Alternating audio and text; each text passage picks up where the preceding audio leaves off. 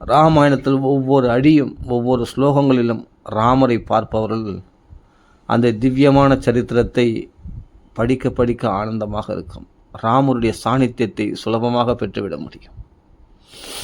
சாதாரண தூதர்கள் சொன்ன விஷயத்தில் என்ன இருக்குன்னு நினைப்போம். நம்ம அதில் கூட அவர்களை பாகவதர்களாக பார்க்கிறதுனால், அதிலும் ராமரை பார்ப்பதனால் எனக்கு திவ்யமாக தோன்றுகிறது, அதிகமான சுகத்தை அளிக்கிறது. அது ஆச்சரியமாக இருக்கிறது இந்த சரித்திரமானது. அதுபோல் ஒவ்வொரு கட்டங்களிலும் ராமரையும் ராம பக்தர்களையும் நாம் பார்த்தோமானால் நிச்சயமாக இப்போது சகர மன்னனுடைய சரித்திரத்தை சொல்லும் பொழுது கங்காவதரணம், கங்கை பூமிக்கு கொண்டு வந்தது. அப்போ அந்த கங்கையை நினைக்கும் பொழுது ஆஹா, விஷ்ணுனுடைய திருவடியிலிருந்து பகவானுடைய திருவடியிலிருந்து வந்த கங்கை அல்லவா, என்ன ஒரு பவித்திரமான ஒரு கதை இது, என்ன பவித்திரமான ஒரு சரித்திரம் இது கங்காவதரணம் என்று நினைக்க தோன்றுகிறது. இதே சகர மன்னனுடைய சரித்திரம் பற்றி படிக்கும்போது ஏதோ ஒரு ராஜாவினுடைய சரித்திரம் என்று சொல்ல தோன்றவில்லை. இந்த வம்சத்தில் தானே ராமன் உதயமாகி இருக்கிறார். ராமன் அவதரித்த குலமாயிற்ற இந்த இஷ்வாக் வம்சமானது, சூரிய வம்சமானது, இந்த சகர மன்னர்கள் எல்லாம் எப்படிப்பட்ட புண்ணியாத்மாக்களாக இருந்தால் இந்த ராஜரிஷிகளுடைய வம்சத்தில் ராமர் அவதரிப்பார். ராம லக்ஷ்மண பரத சத்ருக்ன 4 ரூபங்களில் பகவான் அவதரித்திருக்கிறாரே. ஆஹா, என்ன தெய்வீகமானவர்கள் அந்த ராஜரிஷிகள் எல்லாம். சகரன், அம்சுமான், திலீபன், பகிரதன் இவர்களெல்லாம் புண்ணியாத்மாக்கள் அல்லவா, பரம பாகவதர்கள், ரங்கநாதனை வழிபட்டவர்கள் அல்லவா. அந்த குலத்தில் தான் இக்ஷ்வாகுக்கு பிரம்மதேவரால் கொடுக்கப்பட்ட, பகவானால் கொடுக்கப்பட்ட அங்கே அந்த ரங்கநாதனை வழிபட்டு கொண்டு வந்திருந்தார்கள். இக்ஷ்வாகு குல தனம் அல்லவா அந்த ரங்கநாதன், ஸ்ரீ ரங்கநாதர். இன்றைக்கி பூலோக வைகுண்டம் என்று சொல்லக்கூடிய ஸ்ரீரங்கத்தில் இருக்கிற பள்ளி கொண்ட பெருமாள் ரங்கநாதர். அப்படின்னு நினைக்கும்போது அந்த பகவானையே வழிபட்டதுனால அந்த குலத்தில் பகவானே தோன்றினானாம். இக்ஷ்வாகு போன்ற ராஜரிஷிகள், சூரிய வம்சத்த ராஜாக்கள் எல்லாம் பகவானை ஸ்ரீ ரங்கநாதனை வழிபட்டதுனாலே அந்த குலத்தில் தனமாக இருக்கிறதுனாலே ரங்கநாதன் அந்த குல தனமாகவே ராமச்சந்திரமூர்த்தி அவதரித்தார்.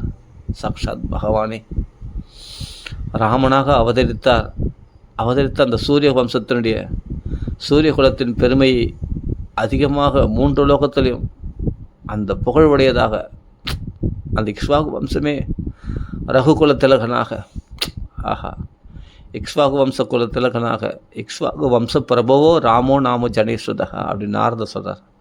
அப்படி பக்த இக்ஷ்வாகு வம்சத்தையே பெருமைப்படுத்தினாரே பகவான். அப்படி நினைக்கும் போது அந்த ராஜாக்கள்லாம் எப்படியாப்பட்ட மகாத்மாக்கள், எப்படியாப்பட்ட பவித்திரமானவர்கள், இந்த வம்சத்தில் அல்லவா பகவானே அவதரித்தார் என்று நினைக்கும்போது அவருடைய கதைகளை படிக்கும்பொழுது எவ்வளவு சுவாரஸ்யமாக இருக்கும் தெரியுமா. இவருடைய அனுக்கிரகம் கிடைத்தால்தான் நமக்கு ராமருடைய அனுக்கிரகம் கிடைக்கும் அல்லவா. இந்த பாகவதருடைய அனுக்கிரகத்தை பெற வேண்டும் அப்படின்னா அந்த பாகவதருடைய பெருமைகள் எப்படிப்பட்டது. அந்த பகிரதன் எப்படி பிரயத்தனத்தோடு கங்கையை பூமிக்கு கொண்டு வந்தார், சாதாரண விஷயமா. அந்த ஹம்சுமான் எப்படி யாக குதிரையை கொண்டு வந்தார். அவர்கள் கபில மகரிஷியால் எரிக்கப்பட்ட அந்த 60,000 சகரபுத்திரர்கள் கூட மகா பராக்கிரமசாலிகள், மகா தெய்வீக தன்மை பொருந்தியவர்கள் தான். அவரை கூட நம்ம சாதாரணமாக நினைத்து விட முடியாது. ஏனெனில் அவர்கள் தான் சாகரத்தை வெட்டினார்கள் தெரியுமா. சமுத்திரம் பறந்து விரிந்திருக்கிறது, அதில் சாகரம் என்ற ஒரு போர்ஷன், அது வெட்டிவிட்டது யாருன்னா சகரபுத்திரர்கள் ஆகிய 60,000 புத்திரர்கள் தான்.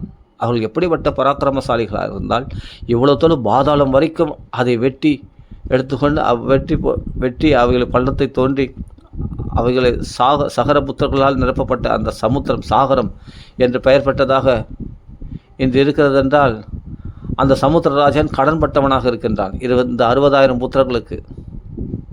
அதனால்தான் ஆஞ்சநேயர் போகும்பொழுது உதவி செய்ய வேண்டும் என்று மைனாக பர்வதத்தை தூண்டிவிட்டான் ஆஞ்சநேயருக்கு உதவி செய்யும்படி. இதே சமுத்திரராஜன். ஏன்னால் சாகரம் வெட்டிவிடப்பட்டது அந்த 60,000 புத்திரர்கள், சகரபுத்திரர்கள் 60,000 பேர் தானே. அதனால் அவர்களுக்கு கடன்பட்டவனாம் அந்த சமுத்திரராஜன் கூட. அதனால்தான் பாலம் வழிவிட்டது, கடல் வழிவிட்டது ராமருக்கு. ஏன்னால் அந்த வம்சத்துக்கு கடன்பட்டு இருக்கிறார், அந்த சூரிய வம்சத்து ராஜாக்களுக்கு கடன்பட்டு இருக்கிறார் அந்த சமுத்திரராஜன். அந்த கடனை அடைப்பதற்காக ராம கைங்கரியம் செய்ய முற்பட்டது சமுத்திரராஜன். அப்படின்னு நினைக்கும்போது எல்லாம் ஒன்று லிங்க்கு, எல்லாம் ஒன்றொன்று தொடர்புடையது. அப்படின்னும்போது அந்த சகரபுத்தர்கள் 60,000 பேர் கபில மகரிஷியுடைய கோபத்தால் எரிக்கப்பட்டவர்கள் என்று பார்க்கிறோமே ஒழிய, ஆனால் அவர்கள் கூட பவித்திரமானவர்கள் என்று நாம் புரிந்து கொள்வதில்லை. ஏனால் இந்த வம்சத்துக்கு ராமருடைய வம்சம் என்றால் அவர்கள் எல்லாமே பவித்திரமானவர்கள் தான். அவர்கள் யாரும் குற்றவாளிகள் கிடையாது. கோபத்தினால் அவர்கள் கோபம் அவருடைய அகங்காரமானது அவர்களை அழித்ததை தவிர, ஆனால் அவர்களும் சில நற்குணங்கள் படைத்தவர்கள் தான். தந்தையினுடைய வார்த்தை கடைபிடிக்கத்தான் அவர்கள் பயங்கரமாக தன்னுடைய வீரத்தை வெளிப்படுத்தினார்கள். அதில் பல ஜீவராசிகளை வதை செய்தார்கள். அதனால் தான் அவர்கள் கபில மகரிஷியால் கொல்லப்பட்டார்கள். இருக்கட்டும், ஆனாலும் சகரபுத்திரர்கள் ஆகிய அந்த 60,000 பேரும் தந்தையினுடைய கட்டளை அனுசரித்தவர்கள்.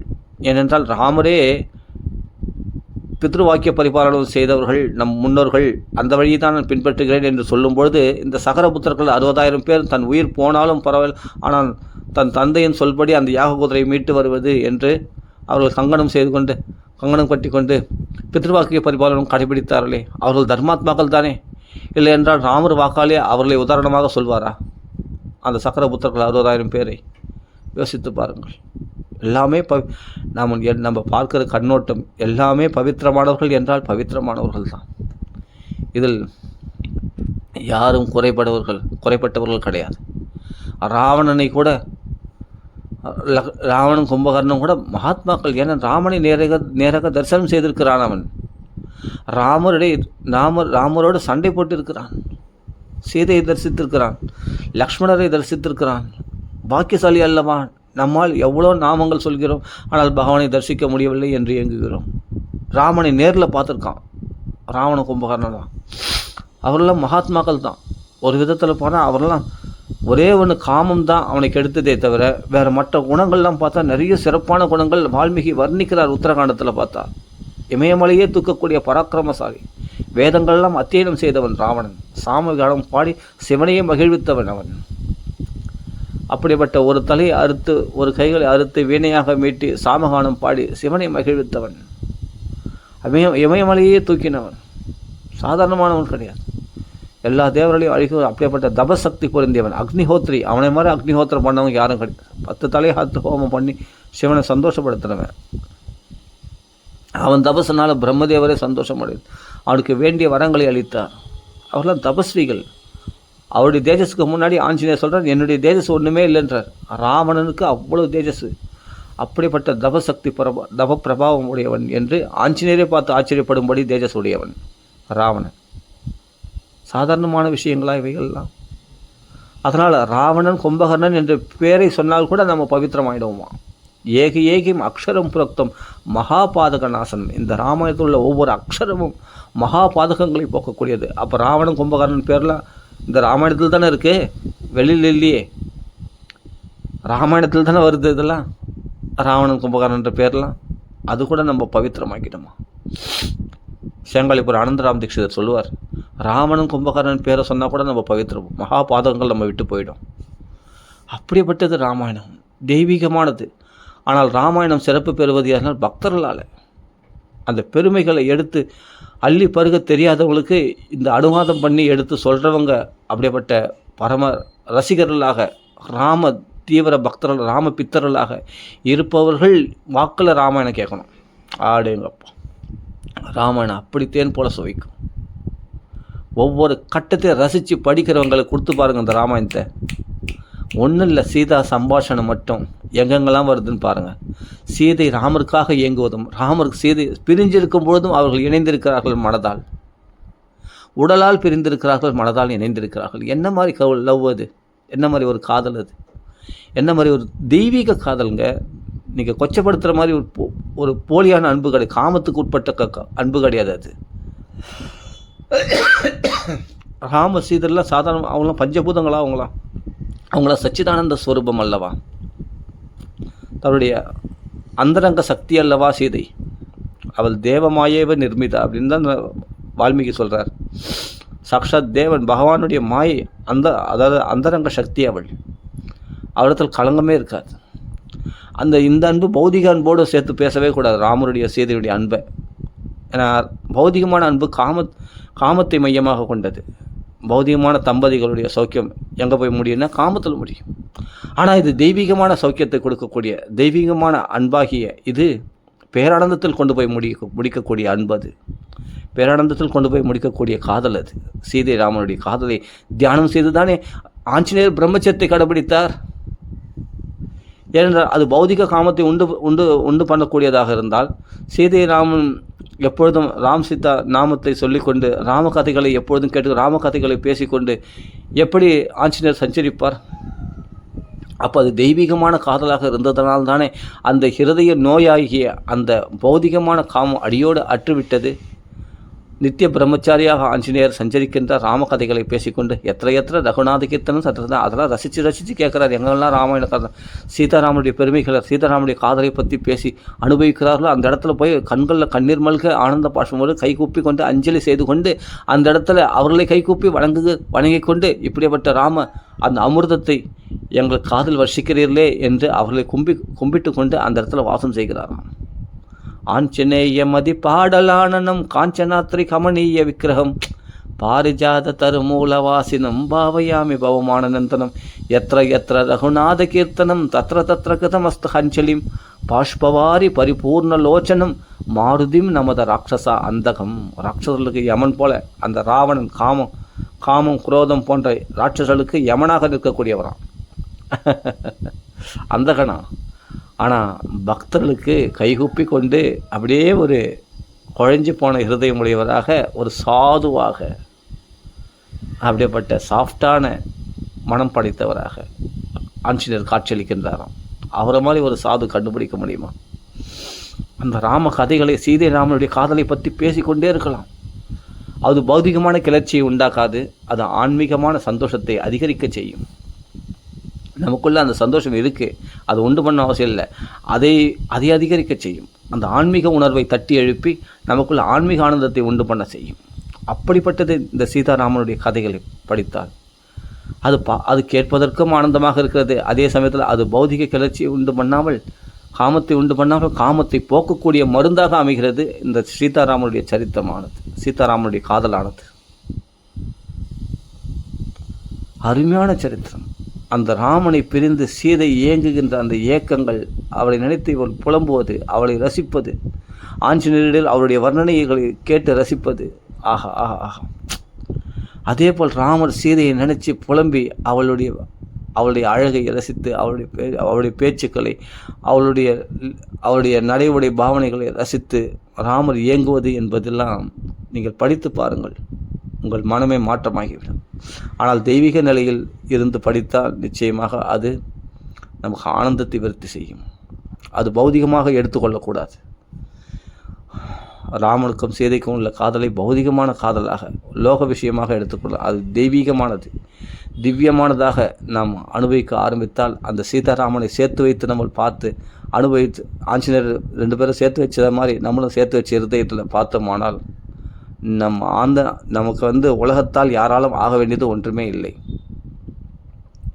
எந்த உலக விஷயம் உலக காமக்குரோதங்களால் நம்ம பாதிக்கப்படவே மாட்டோம். ஆஞ்சநேயர் போல இருப்போம் நித்திய பிரம்மச்சாரியாக.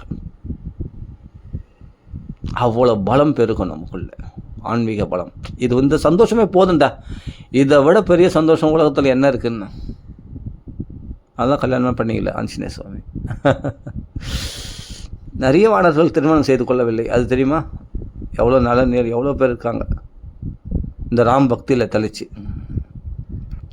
நிறைய பேருக்கு தெரியாது. சுக்கிரீவன் தான் மனைவி இருக்குது, ரொம்ப இருக்கா அப்படின்னா சொல்கிறோம். நாம் வாலிக்கு தாரை இருக்கான்னு சொல்கிறோம். அங்கதனுக்கெல்லாம் எங்கன்னா மனைவி பற்றி சொல்லியிருக்கா? அங்கதன் நீலன் ஏன்னா ராம பக்தியில் தெளித்தவர்களுக்கு அவர்களெல்லாம் தெய்வீகமானவர்கள். அவர்களுக்கெல்லாம் நிறைய பார்த்தா மனைவிகள் பற்றி பேர் எங்கேயும் வரதா தெரியல. ராமாயணத்தில் பிரமாணம் காட்ட முடியல. நலன் நீலன் அங்கதன் போன்றவர்கள்லாம் பாருங்கள், எங்கேயாவது மனைவி இருக்காங்களா, அவங்களாம் பிள்ளைகள் இருக்கு எங்கன்னா காணப்படுகிறதா பாருங்கள். மைந்தன் திவிதல்லாம் பாருங்கள், கிடையாது. அவங்களாம் குடும்பம் குழந்தை ஒட்டி இருக்கிறதா தெரியல. ஆனால் இருக்கிறாங்க, மற்ற வானவர்களுக்கு மனைவிகளாக இருக்கிறாங்கன்றது சீதை அந்த புஷ்பவானத்தில் ஏற்றி கொண்டு போகும்போது இருக்கிறாங்கன்னு தெரியுது. ஆனால் சில பேர் பார்த்தா அந்த ராம பக்தியில் தெரிவித்தவர்கள் நிறைய பேர் பிரம்மச்சாரிகளாக தான் இருப்பதாக காணப்படுகிறது ராமாயணத்தில். அவர்கள் இல்லறத்தில் வாழ்கிறார்கள் என்று காணப்படலை. ரொம்ப ஸ்திரீகள் இருக்கிறாங்க, அது அம்மாவாக இருக்கலாம், தங்கச்சியாக இருக்கலாம், எவ்வளோ பேர் இருக்கலாம். ஸ்திரீகள் மனைவிகளாக தான் இருக்கணும்னு அவசியம் இல்லையா? அதனால் அந்த வானர ஸ்திரீகள் இருக்கிறாங்க, இல்லைன்னு சொல்ல வரல. அது நலன் நீலன்னு பார்த்தா இவங்களெல்லாம் மனைவி இருக்கிறதா காணப்படலை. ஆனால் நிறைய ஸ்திரீகளுக்காக மற்ற வானவருடைய மனைவிகளாக இருக்கலாம், இல்லை பெண்கள் அம்மாவாக இருக்கலாம், தங்கைகளாக இருக்க, சகோதரிகளாக, எந்த விதத்துலையாவது இருக்கலாம் இல்லையா. ஆனால் வானர ஸ்திரீகள் இருக்கிறாங்க, அவங்களாம் கூப்பிட்டு வந்தாங்கன்னா வருது. ஆனால் ராமாயணத்தில் அதையும் பார்க்கணும். ஆனால் ராம பக்தியில் தெளித்தவர்கள் நிச்சயமாக பிரம்மச்சரியத்தை தான் கடைப்பிடிக்கிறார்கள். ஆஞ்சநேயருக்கு கூட இல்லைன்னா இவங்களாம் துணை புரிய முடியாது. நலன் நீலன் போன்றவர்கள்லாம், அங்கதெல்லாம் இவரெல்லாம் ராம பக்தி அனுபவித்தவர்களுக்கு எல்லா காமக்குரத்தையும் ஜெயித்தவர்களாக இருப்பார்கள். அவர்கள் எப்பொழுதுமே மகா தேஜஸ்விகளாக, உற்சாகம் நிறைந்தவர்களாக, அதிக புத்தி கூர்மை உள்ளவர்களாக இருப்பார்கள். அவர்கள் மகா ஞானிகளாக இருப்பார்கள். ராம நாமத்தை சொல்பவர்களே, ராம பக்தி செய்பவர்களே அவ்வளோ விசேஷமானவர்கள். வசிஷ்டர் ஜபதாம் வரிஷ்டா அப்படின்னு பதமே இருக்குது. எந்த சமயத்தில் ராமநாமத்தை ஜபிச்சுனே இருப்பாராம். ராமர் வரத்துக்கு முன்னாடியே ராமநாமத்தை தான் ஜபிச்சுன்னு இருந்தாராம் அவர். அப்போ ராமன் நாமம் ராமருக்கு முன்னாடியே இருக்குது. ஏன்னா ராமர் வரல, ராமநாமம் வரல. ராமர் அயோத்தியா தாமத்தில் வைகுண்ட வாசலில் அவர் எப்பொழுதும் அவருக்கு இந்த ராமநாமம் நித்தியமானது. இது புதுசாக ஏற்படுத்தப்பட்டதில்லை. அந்த ராமநாமத்துக்குரிய பரம்பொருளும் நித்தியமானவர், ராமரும் நித்தியமானவர். பூலோகத்தில் அயோத்தியில் அவதரித்ததாக காண்பிக்கிறாரே தவிர அவர் நித்தியமானவர். அயோத்தியா தாமத்தில் எப்பொழுதும் ஒவ்வொரு கல்ப காலத்திலையும் ராமர் அவதரிக்கிறார் பூலோகத்தில். ஆனால் நித்தியமாக தன்னுடைய சாந்தானிகம் என்ற வைகுண்ட லோகத்தில் நித்தியமாக இருக்கிறார் சீதாராமனோட. ஆஞ்சநேயரும் நித்தியமானவர். எல்லாமே நித்தியமான நித்திய சூரிகள் அவங்களாம், மகாத்மாக்கள். அப்போ அவரெல்லாம் இந்த பௌதிக விஷயமான கல்யாணம் பண்ணிக்கிறது, குழந்தை குட்டி, இந்த விஷயத்தெல்லாம் அவங்க ஈடுபட மாட்டாங்க. ராம கைங்கரியத்தில் தங்கள் உயிரையே பணயம் வைப்பார்கள். நலன் நீலன் அங்கதன் போன்றவர்களாம் ராம கைங்கரியத்தில் தங்கள் உயிரையே பணயம் வைப்பார்கள். ஆஞ்சநேயர் போன்றவர்களாம் அப்படிப்பட்ட ராம சௌக்கியத்தில் நிறைந்தவர்கள், ராம சௌக்கியத்திலேயே மிதந்தவர்கள். அவருக்கு எதுவுமே இந்த உலகத்தில் எதுவுமே தேவையில்லை. ராம சௌக்கியத்துக்காக நாங்கள் உயிரையும் தியாகம் செய்வோம். எப்பொழுதும் ராம கைங்கரியம் தான் அவங்களுக்கு முக்கியம். அவர்கள் தான் ராம தூதர்கள்னு சொல்லக்கூடியவர்கள். அந்த வானவர்களாகிய தேவர்கள் தான் வானர்களாக வந்தார்கள். ஆனால் வானர்களாக வந்த பிறகு எல்லாம் பிரம்மச்சாரிகளாக, நிறைய பேர் பார்த்தா ராம பக்தர்களாக. இதே தேவர்கள்லாம் பார்த்தா அமிர்தம் கடைஞ்சி, அதில் அமிர்தம் பகவானே கூர்மாவதாரத்தையே கீழே போட்டு அதுக்கு மேலே மந்திரமலையை போட்டு கடைஞ்சி அந்த அமிர்தத்தை சாப்பிட்ணுமா. இது எப்படி இருக்கு பாருங்க. பகவானை மலையை சுமக்க வச்சு கூர்மாவதாரத்தை, இது தேவர்கள்லாம் அமிர்தம் சாப்பிடணுமா. இது தேவருடைய குணம். ஆனால் அதே கடல் ராமரை தோளில் தூக்கி கொண்டு ராமலக்ஷ்மணர்களுக்காக இவர்கள் கல்லை சுமந்து, அவர்கள் மலையை சுமந்தது எதுக்காகனா தங்கள் நலனுக்காக. தேவர்கள் அசுரர்கள் மலையை சுமந்தார்கள், மந்திரமலையை. எதற்காகனா அமிர்தம் சாப்பிடுவதற்காக. ஆனால் வானர்கள் அப்படி கிடையாது. ஏன்னா ராம கைங்கரியத்துக்காக அவர்கள் மலைகளை சுமந்தார்கள், பாலம் அமைத்தார்கள், அந்த பாறைகளை அடுக்கினார்கள். எதுக்காகனா ராம சௌக்கியத்துக்காக, ராமருக்காக தங்கள் உயிரையும் அர்ப்பணித்தார்கள், ராம கைங்கரியமாக. அதனால்தான் அவர்கள் கடலை கடந்தார்கள்.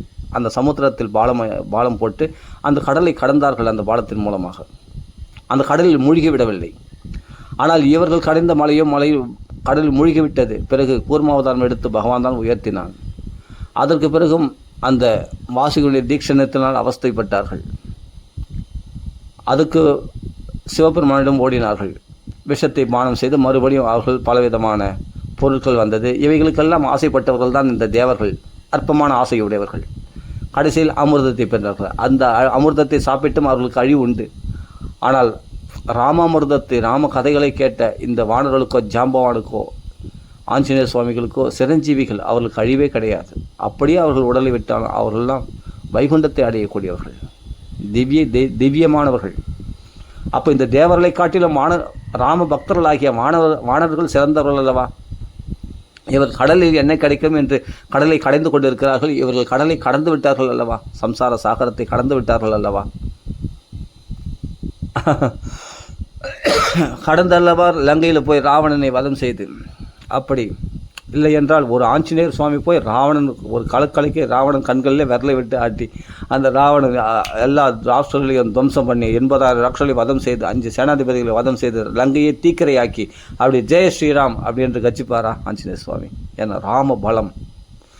அவரெல்லாம் எல்லாத்தையும் ஜெயித்தவர்கள், காமக்ரோதங்களை ஜெயித்தவர், ராம பக்தியில் திளைத்தவர்கள். தெய்வீகமான புருஷர்கள். அதனால் தேவர்களை காட்டிலும் வானவர்கள் உயர்ந்தவர்கள் அல்லவா, சிறந்த பக்தர்கள் அல்லவா. எப்படி நித்திய சூரிகளை நித்திய பிரம்மச்சரியர்களாக வாழ்ந்தார்கள் ராம பக்தியில் திளைத்து.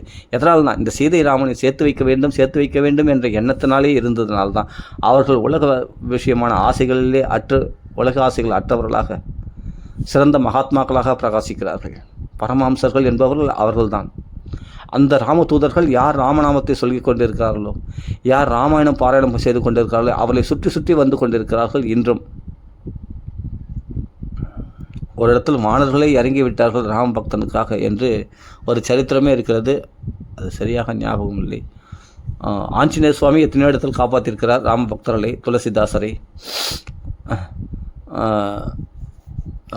எத்தனையோ பக்தர் கபீர்தாசர் போன்றவர்களுக்கெல்லாம் ஆஞ்சநேயர் தரிசனம் கொடுத்து அப்படி ராமதூதர்கள் ராமநாமம் சொல்பவர்களை சுற்றி சுற்றி வந்து கொண்டிருக்கிறார்கள். அவர்கள்தான் அங்கு தரிசனம் கொடுத்து அவர்களை காப்பாற்றி கொண்டிருக்கிறார்கள். இல்லை என்றால் யார் காப்பாற்றுவார்? ஆனால் ராமநாமத்தை சொல்பவர்கள், ராமாயணம் பாராயணம் செய்பவர்களை ராமதூதர்கள் எப்பொழுதும் சுற்றி கொண்டே இருக்கிறார்கள். அவர்களுக்குள்ளே ஒரு பாதுகாப்பு வளையம் உண்டாகி விடுகிறது. ராமாயணம் பற்றி, சீதாராமனை பற்றி பேசிக்கொண்டே இருக்குங்களே, உங்களுக்கு வேறு எதுவும் வேண்டாம். இது சௌக்கியமாகவும் இருக்குது பாருங்கள். சரி, நீங்கள் பௌதிகமாகவே நினைத்தா கூட ஒரு காதலி அப்படின்னு நினச்சா கூட நீங்கள் பேசுங்களேன், பேசி பாருங்கள். அது தெய்வீக நிலைக்கு தான் கொண்டு போகுமே தவிர மனக்கிளர்ச்சியை, காமத்தை உண்டு பண்ணாது. காமத்தை இருக்கிற காமத்தை போக்கி நம்மளை தெய்வீக நிலைக்கு கொண்டு உயர்த்திடும் நம்மளை. அப்படிப்பட்டது இந்த சீதாராமனுடைய காதல். எந்த தேசத்திலாம் பாருங்கள், செய்தி சரியான தும்பல் வருது. அதாவது சத்தியம். அதனால் அந்த சீதை ராமனை நினைத்து ஏங்கினது, ராமன் சீதை நினைத்து ஏங்கினது. அயோத்தியா காண்டத்திலிருந்தே பாருங்கள், ஏன் பாலகாண்டத்திலிருந்தே அவருடைய காதலானது நமக்கு தெரிகிறது அல்லவா. கடைசி அத்தியாயத்தில் 77வது சர்க்கத்தில் பாருங்கள், குறிப்பறிந்து நடக்கக்கூடியவளாம் சீதை. ராமன் சொல்ல வேண்டிய அவசியம் இல்லையா, ராமர் கட்டளையிட வேண்டிய அவசியமே இல்லையா. அவளுக்கு எந்தெந்த சமயத்தில் என்ன தேவை என்று சீதைக்கு தெரியுமாம். அதே போல் சீதைக்கு என்ன நினைக்கிறாள், என்ன பேசுகிறாள், அவருடைய சைகை மூலமாகவே அவர்கள் பேசிக்கொள்வாரலாம். அந்தரங்கமான அன்பில் மிதக்கின்ற தம்பதிகளுக்கு வாய் திறந்து பேச வேண்டும் என்ற அவசியமில்லை, ஒருத்தர் சொல்லிக்கொள்ள வேண்டும் என்ற அவசியமே இல்லை. அவர்கள் மனதை புரிந்து வைத்து கொண்டிருக்கிறார்கள். மனதில் இடம் பிடித்தவர்கள் அவர்களெல்லாம் தெய்வீகமான காதலில் இருப்பவர்களாகிய திவ்ய தம்பதிகளாகிய அந்த சீதாராமனுடைய காதலானது அப்படிப்பட்டது. அந்த 76 77 சர்க்கத்தெல்லாம் படித்து பாருங்கள். அந்த குறிப்பறிந்து அவருக்கு எந்த சமயத்தில் என்ன தேவை, அவர் ஒரு சைகை காமினா அந்த சைகையிலே ஓஹோ இவர் இதுதான் உத்தேசிக்கிறார். அவங்களாம் வாய் திறந்து பேசணும்னு அவசியமே இல்லை. பேச்சுக்கு என்ன இருக்குது? மனசால் பேசிக்கொள்பவர்களுக்கு வாயால் பேச வேண்டியது என்ன இருக்கிறது? உடலால் சைகை செய்ய வேண்டிய கூட இது தேவையில்லையே. ஒரு கஞ்சாடை காட்டினாவே புரிஞ்சிடும், இவர் இதை தான் கேட்குறாரு, இவர் இதை தான் ஆசைப்படுறார், இவர் இதை தான் செய்யணும்னு தோன்றார், இவர் இந்த வேலை தான் செய்ய சொல்கிறார் அப்படின்னு அவங்களுக்கே புரியுமா. அந்த மனசில் பேசிப்பாங்களாம் அவங்களாம் சீரிய ராமனும். இது 77 சர்க்கத்தில் அப்படியே ஸ்பஷ்டமாக வால்மீகி வர்ணிக்கிறார் பாருங்கள். பாலகாண்டத்திலே அவருடைய அந்தரங்க மனதை வெளிச்சம் போட்டு காட்டுறார், அவருடைய அந்தரங்க மனசை வெளிச்சம் போட்டு காட்டுறார் வால்மீகி சுவாமி. ஏன்னா அதெல்லாம் உனக்கு அந்த சீதாராமனுக்குள்ளே இருக்கிற ரகசியங்கள்லாம் உனக்கு தெரிய கடவுது, உனக்கு நதா அந்தருதம் ஒன்று கூட நீங்கள் சொல்கிறது ஒன்று கூட பொய்யா போகாது அப்படின்னு பிரம்மதேவர் வரம் கொடுத்துருக்கிறார் வால்மீகிக்கு. அதனால தான் அவர் என்னன்னா தன்னை ஞான திருஷ்டியில் பார்த்து எழுதக்கூடிய அந்த விஷயங்கள்லாம் ஸ்பஷ்டமாக சத்தியமாக இருக்கிறது. அந்த அந்தரங்க தம்பதிகளுக்குள்ள அந்த அந்தரங்கமான அந்த அன்பு பரிமாற்றமானது அங்கே அப்படி வர்ணிக்கிறார். படித்து பாருங்கள், ரசிக்க முடிஞ்சால் ரசிங்க. வாழ்க்கையை நரகமாக்கி கொள்ள வேண்டாம், வாழ்க்கையை இனிமையாக பொழுதுபோக்க வேண்டும். இந்த உலக விஷயங்கள்லாம் மனசில் கலங்கத்தை உண்டு பண்ணக்கூடியது, துன்பத்தை உண்டு பண்ணக்கூடியது என்று தெரிந்தவர்கள் வாழ்க்கையை சந்தோஷமாக சொர்க்கமாக அப்படியே வைகுண்ட நிலையாக மனசை வைகுண்ட நிலையமாக மாற்றிக்கொள்ள விரும்புபவர்கள் நிச்சயமாக இந்த சீதாராமனுடைய காதல் விஷயங்களை கண்டிப்பாக படிக்க வேண்டும். நம் படிக்கிறதுக்காக தான் ராமாயணம் எழுதப்பட்டிருக்கிறது. அந்த காதலை மட்டும் அனுபவிக்க வேண்டும் என்று ஆசைப்படுவர்கள் சீதையுடைய மனதையும் ராமனுடைய மனதையும் எப்படி வெளிச்சம் போட்டு காட்டியிருக்கிறார் வால்மீகி என்று படித்து பாருங்கள். நீங்கள் ஆச்சரியமாக இருக்கும். பக்தின்றது 2வது பட்சங்க இருக்கட்டும், நம்ம காதல் விவகாரமாகவே நீங்கள் படித்து பாருங்களேன் ராமாயணத்தில். இந்த சீதாராமனுடைய சம்பாஷணை எப்படிலாம் வருதுன்னு பாருங்கள். அயோத்தியா காண்டத்தில் பாருங்கள், ராமனை விட்டு கொடுக்காத சீதையும் சீதையை விட்டு கொடுக்காத ராமரும் எப்படி இருக்காங்க பாருங்கள். வனத்தில் வந்து நீ கஷ்டப்பட வேண்டான்னு ராமர் நினைக்கிறாரு. நீ வனத்தில் போய் நீங்கள் கஷ்டப்படுங்களே, உங்களுக்கு நான் பாதுகாப்பாக, உங்களுக்கு நான் என் முந்தானையை போட்டு உங்களுக்கு தலைவை போட்டு உங்களுக்கு முள்ளு கல் இல்லைன்னா முன்னாடி போய் எடுத்து போட்டு உங்கள் பாதையை நான் சீர்படுத்துவேன் என்று சீதை சொல்கிறாள். அப்போ அவர்களுக்குள்ளே இருக்கிற அன்யோன்யம் பாருங்கள். இவர் கஷ்டப்படக்கூடாதுன்னு அவள் நினைப்பதும், அவள் கஷ்டப்படக்கூடாதுன்னு ராமர் நினைப்பதும், இவர்கள் அல்லவா திவ்யமான தம்பதிகள். இவள் சௌக்கியமாக அயோத்தியில் இருக்க வேண்டும் என்றும் தான் காடு காடாக போய் கஷ்டப்படுத்துகிறார். அங்கே வந்து ஒரு ஆறுதலுக்காக சீதை ஏதாவது சொல்லிக் கொள்வதற்காக அல்லது மடி சாய்வதற்காக கூட சீதை தேவைப்படும் என்று நினைக்காமல் நாம் பார்த்துக்கலாம் அதெல்லாம். ஆனால் இவளை சௌக்கியமாக வாழ வைக்க வேண்டும். அதுதாங்க உண்மையான அன்பு. அந்த அன்பு இருந்தால் கண்டிப்பாக உன்னை விட்டு அந்த பெண்ணானவள் பிரியவே மாட்டாள். இவளுடைய துக்கத்தை நினைத்துதான் சீதை வருத்தப்படுகிறாள். உங்களை விட்டு ஒரு க்ஷணம் பிரிந்திருக்க மாட்டேன். அப்படி விட்டு போனீர்களானால் அடுத்த க்ஷணம் நான் விஷத்தை கொடுத்து உயிரை விட்டு விடுவேன், நெருப்பில் விழுந்து விடுவேன் என்று சொல்கிறாள் இதே சீதை. படித்து பாருங்கள், அந்த அன்பு எப்படி இருக்கு பாருங்கள். நீங்கள் பௌதிகமாக படித்து பாருங்கள், ஆனால் தெரிஞ்சோ தெரியாமல் நீங்கள் ராம் பக்தி பண்ணிடுறீங்க. இது தம்பதிகளுக்குள்ள விவகாரம் அப்படின்னு நினச்சா கூட, அப்படி படித்தா கூட நீங்கள் கடைசியில் என்னென்னா உங்களை அறியாமலே நீங்கள் ராமபக்தி உங்களுக்குள்ளே ஊசி போட்டு இறக்கிறார் பகவான். வாழைப்பழத்தில் ஊசி இறக்கிற மாதிரி நம்மளுக்குள்ள ராமபக்தி உள்ளே இறங்கி விடுகிறது. இந்த ராமாயணத்து கதையை படிக்கும்பொழுது பாலகாண்டத்திலே அந்த திவ்ய தமிழ் இயம் சீதா மமசுதா சகதர்மி சரிதவ, உன்னுடைய தர்மத்தை அவள் கடைபிடிப்பாள், உங்களை அனுசரிக்கிறவளாக இருப்பாள், சாய ஏவ நிழலை போல பின்தொடர்ந்து வரக்கூடியவளாக இருப்பாள் என்று ஜனக மகாராஜா கைப்பிடிச்சு கொடுக்குறார் இல்லையா சீதையை. அந்த இடத்துல சர்வாபரண பூஷிதாக, அப்படி எல்லா ஆபரணங்களும் அலங்கரிக்கப்பட்ட மகாலட்சுமியே அப்படி வந்து நிற்கிறான்னா, மாப்பிள்ளை எப்படி இருக்காருன்னா மயங்கலையாம். ரமா முகுந்தம் நிரபேட்சம் ஈப்சிதம், உள்ளுக்குள்ளே ஆசை இருக்குது, ஆனால் நிரபேட்சம் மாப்பிள்ளை முறுக்கில் இருக்காங்க ராமச்சந்திரமூர்த்தி. சீதை அவ்வளோ கொள்ளக்கூடிய அழகாகும். அப்படி ஜனக மகாராஜா பொண்ணை திரும்பியே பார்க்க மாட்டானே, என்ன மாப்பிள்ளையவன் அப்படின்னு நினைக்கிறாராம். அதெல்லாம் ரொம்ப சுவாரஸ்யமாக இருக்கும் அந்த கட்டங்கள்லாம் படிக்கும்போது, சீதா விவாகத்தை படிக்கும்போது அந்த கையை பிடிச்சு கொடுக்குறார். அப்போ தாரை வார்த்து தன் பெண்ணை கொடுக்கின்றார், கன்னிகாதானம் செய்கிறார் ஜனக மகாராஜா.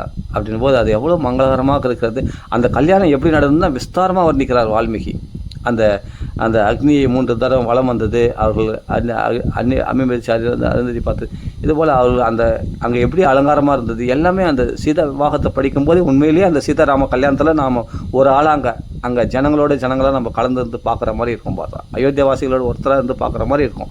அப்படி வர்ணிச்சிருக்கிறது வால்மீகி. பார்த்தா அவ்வளோ திவ்யமாக இருக்கும், அவ்வளோ மங்களகரமாக இருக்கும் அந்த மனசை பார்த்தா அதை படிக்கும்போது சீதா விவாகத்தை.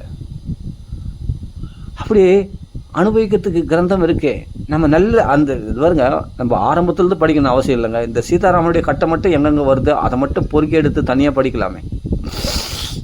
எனக்கு அதில் தான் சுவையாக இருக்குது அப்படின்னா அந்த விஷயத்தை மட்டும் எடுத்து படித்து அனுபவிக்கலாமே. அதுவே ராம் பக்தி தானே, அதுவே சீதா பக்தி தானே. சீதையோட ராமனை சேர்த்து நீ வழிபட உன் கனவில் கூட சீதாராமன் வராங்களா இல்லையாப்பா?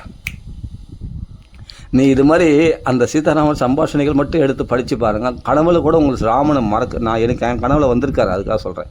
இது இப்போ இல்லை, 20 வருஷத்துக்கு முன்னாடி. இப்போல்லாம் அந்த பக்தி குறைஞ்சி போச்சு.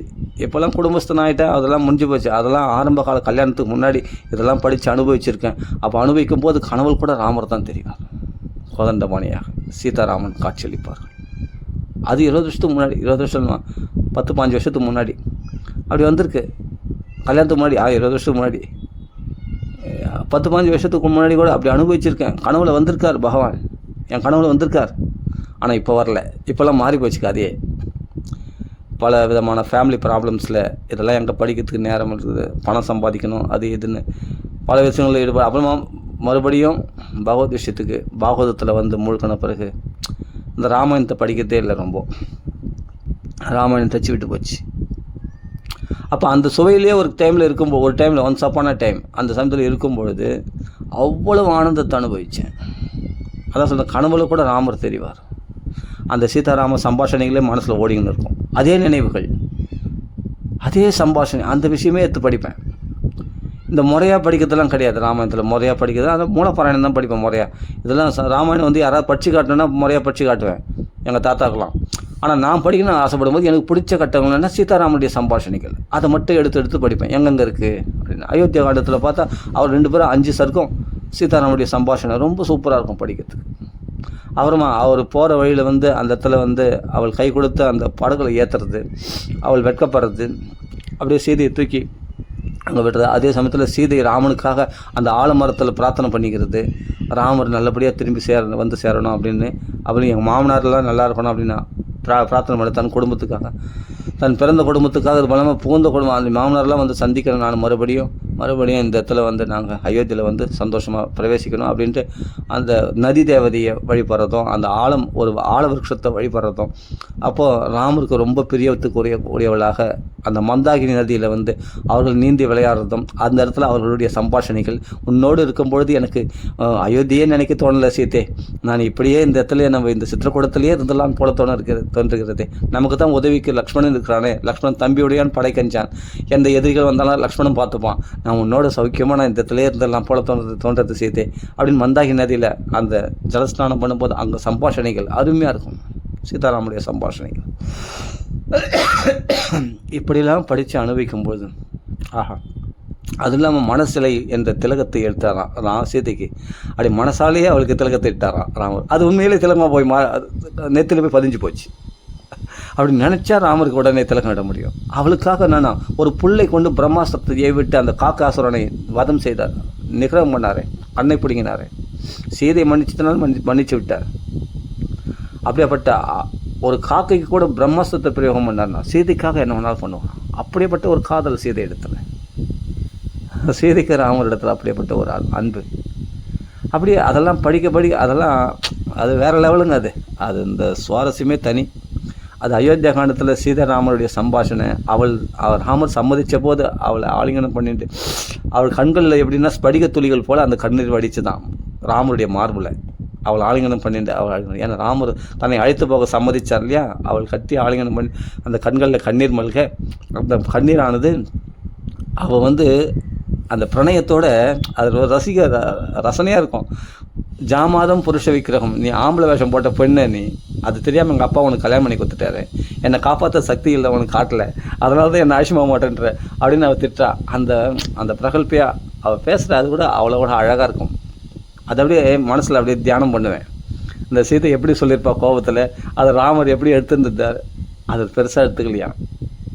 அவள் எவ்வளோ அக்கறையாக ராமர் விட்டு பிரியக்கூடாதுன்னுக்காக எப்படி பேசுகிறான்னு நினைக்கும் போது அந்த கோபம் கூட அழகாக இருக்குமா சீதைக்கு. சீதையுடைய கோபம் கூட அழகாக இருக்குமா. அதனால தான் கட்டி ஆலிங்கனம் பண்ணுறாரு. என் மேலே இவ்வளோ கோபப்படுறே அப்படின்னு சொல்லி.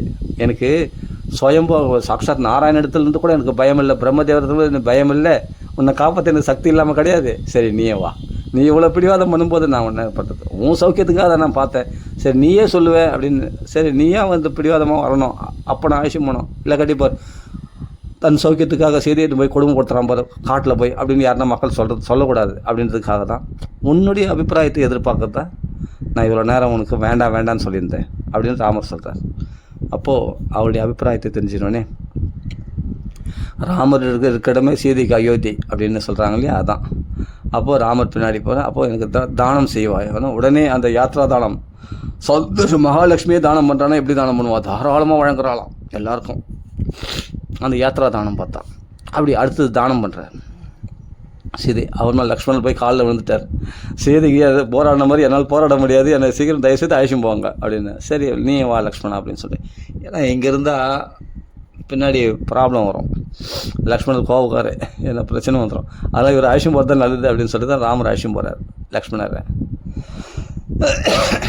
அப்போ அந்த சீதா ரொம்ப சந்தோஷமாக கிளம்புறான். ராமர் மறுபடி கட்டிக்கிறனா எனக்கு எப்படி மறுபடி கட்ட கூட தெரியல, ஆனால் கட்டிக்கணும்னு ஆசையாம். ஆனால் ராமர் கட்டிக்கிறாரு, என் பர்த்தா என் தெய்வம் கட்டிக்கிறதுனா நானும் கட்டிப்பேன் அப்படின்னு சொல்லிட்டு மறுபடி ஆசையாக கட்டிக்கிறாளாம். அந்த மறுபடியை ராமரே கட்டி வர்றாளாம்.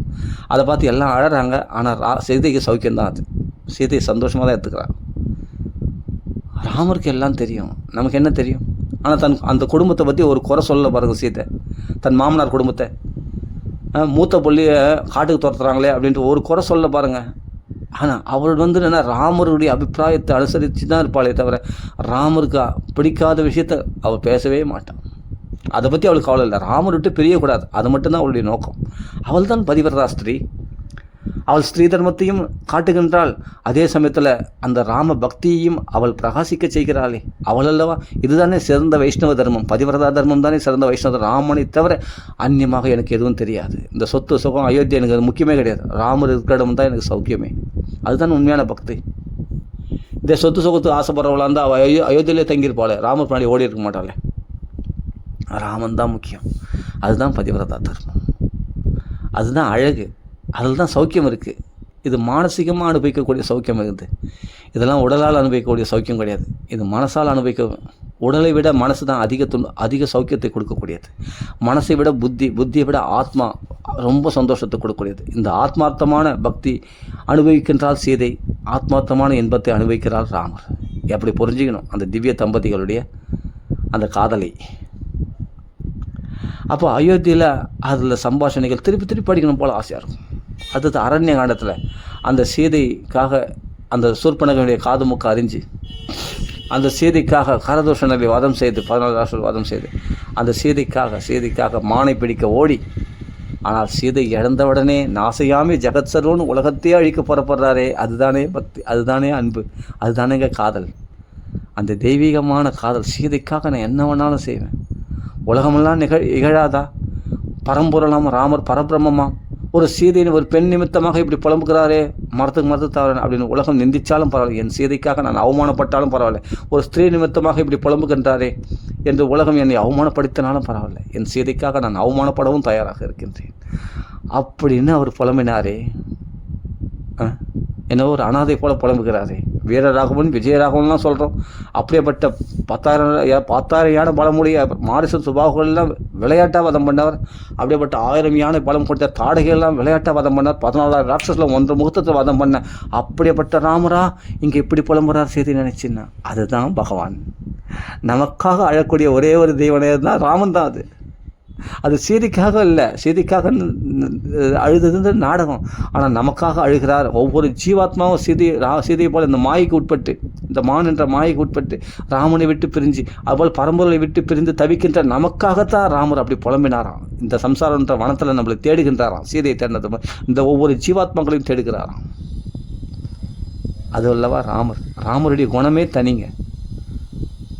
அவர் அவமானப்படுறாருன்றதா இருக்கட்டும், அவர் செய்திக்காக அப்பளமும் தான் இருக்கட்டும், நமக்காக அழறார்.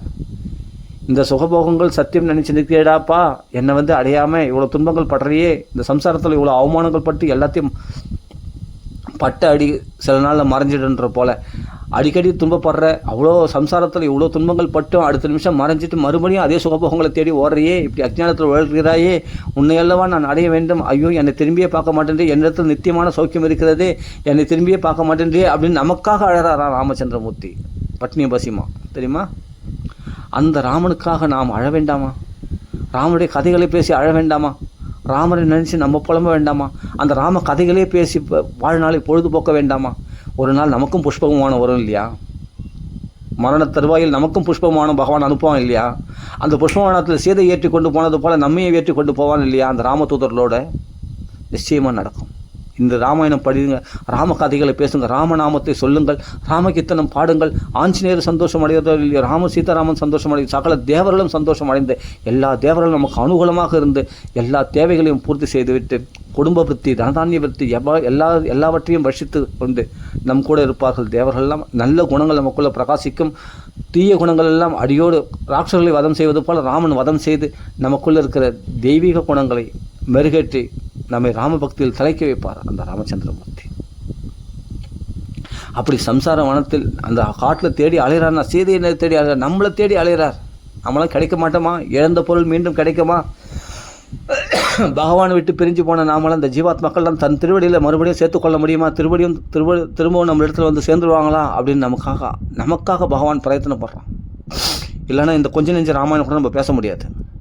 ராமன் நம்மளை நினச்சதுனால்தான் அவனொருளாலே அவன்தால் வணங்குறோம். அவன் நினச்சதுனால்தான் நாம் ராமரை நினைக்கிறோம், ராமர் கதைகளை கேட்குறோம். நம்மளை அவன் திருவடியில் அழிச்சுன்ற அந்த ஆதங்கம்தான் பகவான் துடிக்கிறான். கிருஷ்ணாவதாரம்லாம் அப்படி கிடையாது, சிரிச்சுனே போயிடுவார் ஒரு பாட்டுக்கு. எல்லாம் எல்லாம் பிரம்மம் அப்படின்னு பிரம்ம தத்துவம். அது யார்? கிருஷ்ணர் தான் சிரிச்சுனே போயிடுவார். அவர் யாருக்காக அழுதுதா தெரில, வரகமூர்த்திலாம் அழமாட்டார். ஆனால் ராமர் நமக்காக அழுவார். மற்ற தெய்வங்கள்லாம் அழாது நமக்காக. இந்த ஒரு தெய்வம் தான், ராமன் மட்டும்தான் நமக்காக அழுவான், நமக்காக துடிப்பான், நமக்காக சாப்பிடாமல் இருப்பான், நமக்காக பட்டினி பசியமாக இருப்பான். இந்த ராமன் ஒருத்தன் தான், வேறு எந்த தெய்வமும் அதுபோல் பண்ணாது. எந்த தேவதை 30 தேவர்கள் எந்த தேவர்கள் நமக்காக அழாது. இந்த ராமன் ஒருத்தன் தான் நமக்காக அழுவான். நம்ம சுகதுக்கங்களை பங்கு கொள்வார் ராமர். அப்போ அந்த சீதையுடைய வச்ச காதல், நான் சீதையுடைய வச்ச காதல், உண்மையில வச்ச காதல். நீ தான் அந்த சீதை, ஜீவாத்மாவாகி நீ தான் அந்த சீதை. உன் நினைச்சு தான் பகவான் புலம்புறான். உன்னை இழந்துட்டேனே, உன்னை மறுபடியும் திருப்பி சேர்த்துக்கொள்ள அவ்வளோ பிரயத்தனமாக அந்த அந்த சம்சார சாகரத்தை கடந்து வந்து, நீ கடக்க மாட்டேன், நான் கடந்து வந்து உன்னை அழைச்சும் போகிறேன். அந்த லங்கை என்ற இந்த லிங்க சரீரத்திலிருந்து நம்மளை மீட்டெடுப்பதற்காக பகவான் போராடுறான். உனக்குள்ளே இருக்கிற அந்த ராட்சச குணங்களை எல்லாம் அழிக்கின்றான், அந்த ராட்சசர்களை வதம் செய்கின்றான். புரியுதா?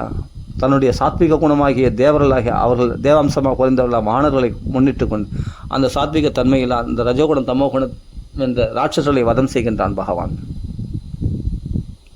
அதுபோல் வானர்களையும் ஒதுக்கிவிட்டு தன் பக்கத்தில் வச்சுட்டு உன்னை பட்டாபிஷேகம் செய்து கொள்கிறான் அந்த ராமன்.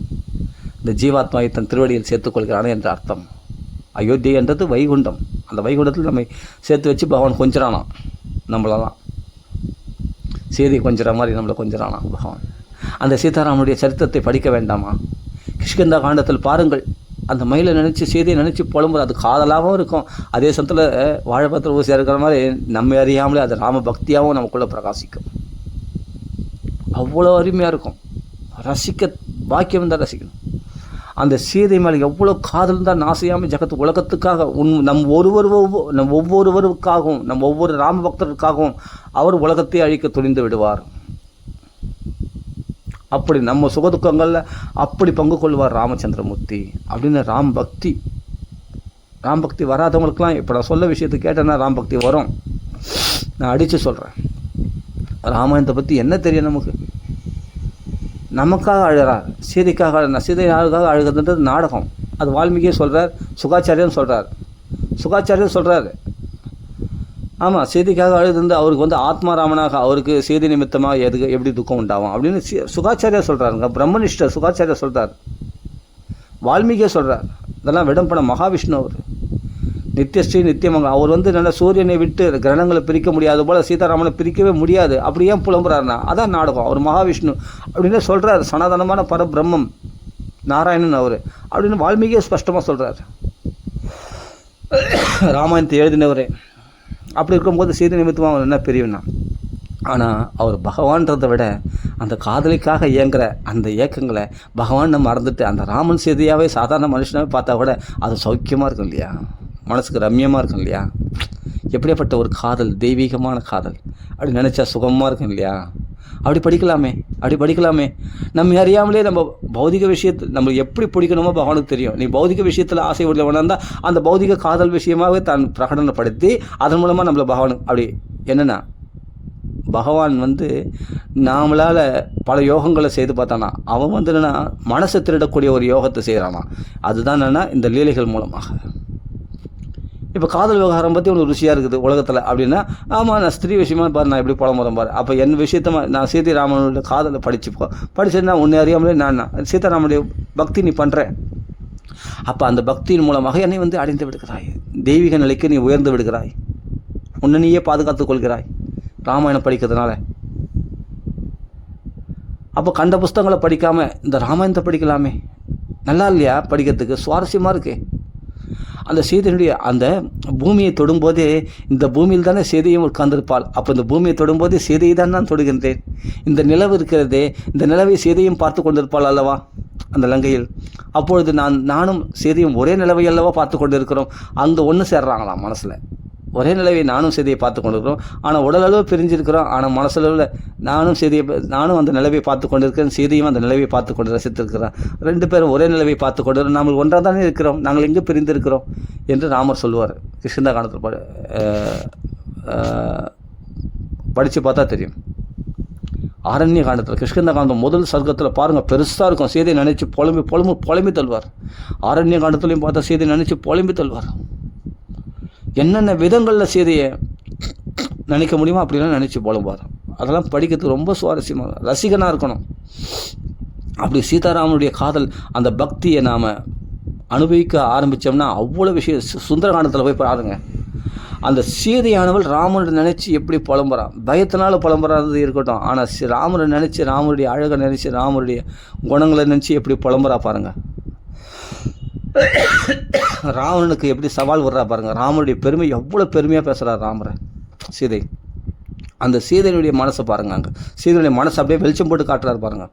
அவ்வளோ புலம்பல்கள் மூலமாக அந்த மனசில் நினைக்கிறதெல்லாம் கூட வால்மீகி வெளிச்சம் போட்டுக்கிறார். சீதை என்ன நினைக்கிறான்னு கூட புட்டு வைக்கிறார். சுந்தரகாண்டத்தில் படித்து பார்த்தா அவ்வளோ அருமையாக இருக்குது. யுத்தகாண்டத்தில் பாருங்கள், சவரமே இடத்துல, திரைச்சடை இடத்துல மாயா சீதையை வதம் பண்ணும்போது ராமர் புலம்புறதும், மாயா ராமனை வதம் பண்ணும்போது சீதை புலம்புவதும் அங்கெல்லாம் படித்து பாருங்கள். அந்த சீதாராமனுடைய காதல் புரியும்.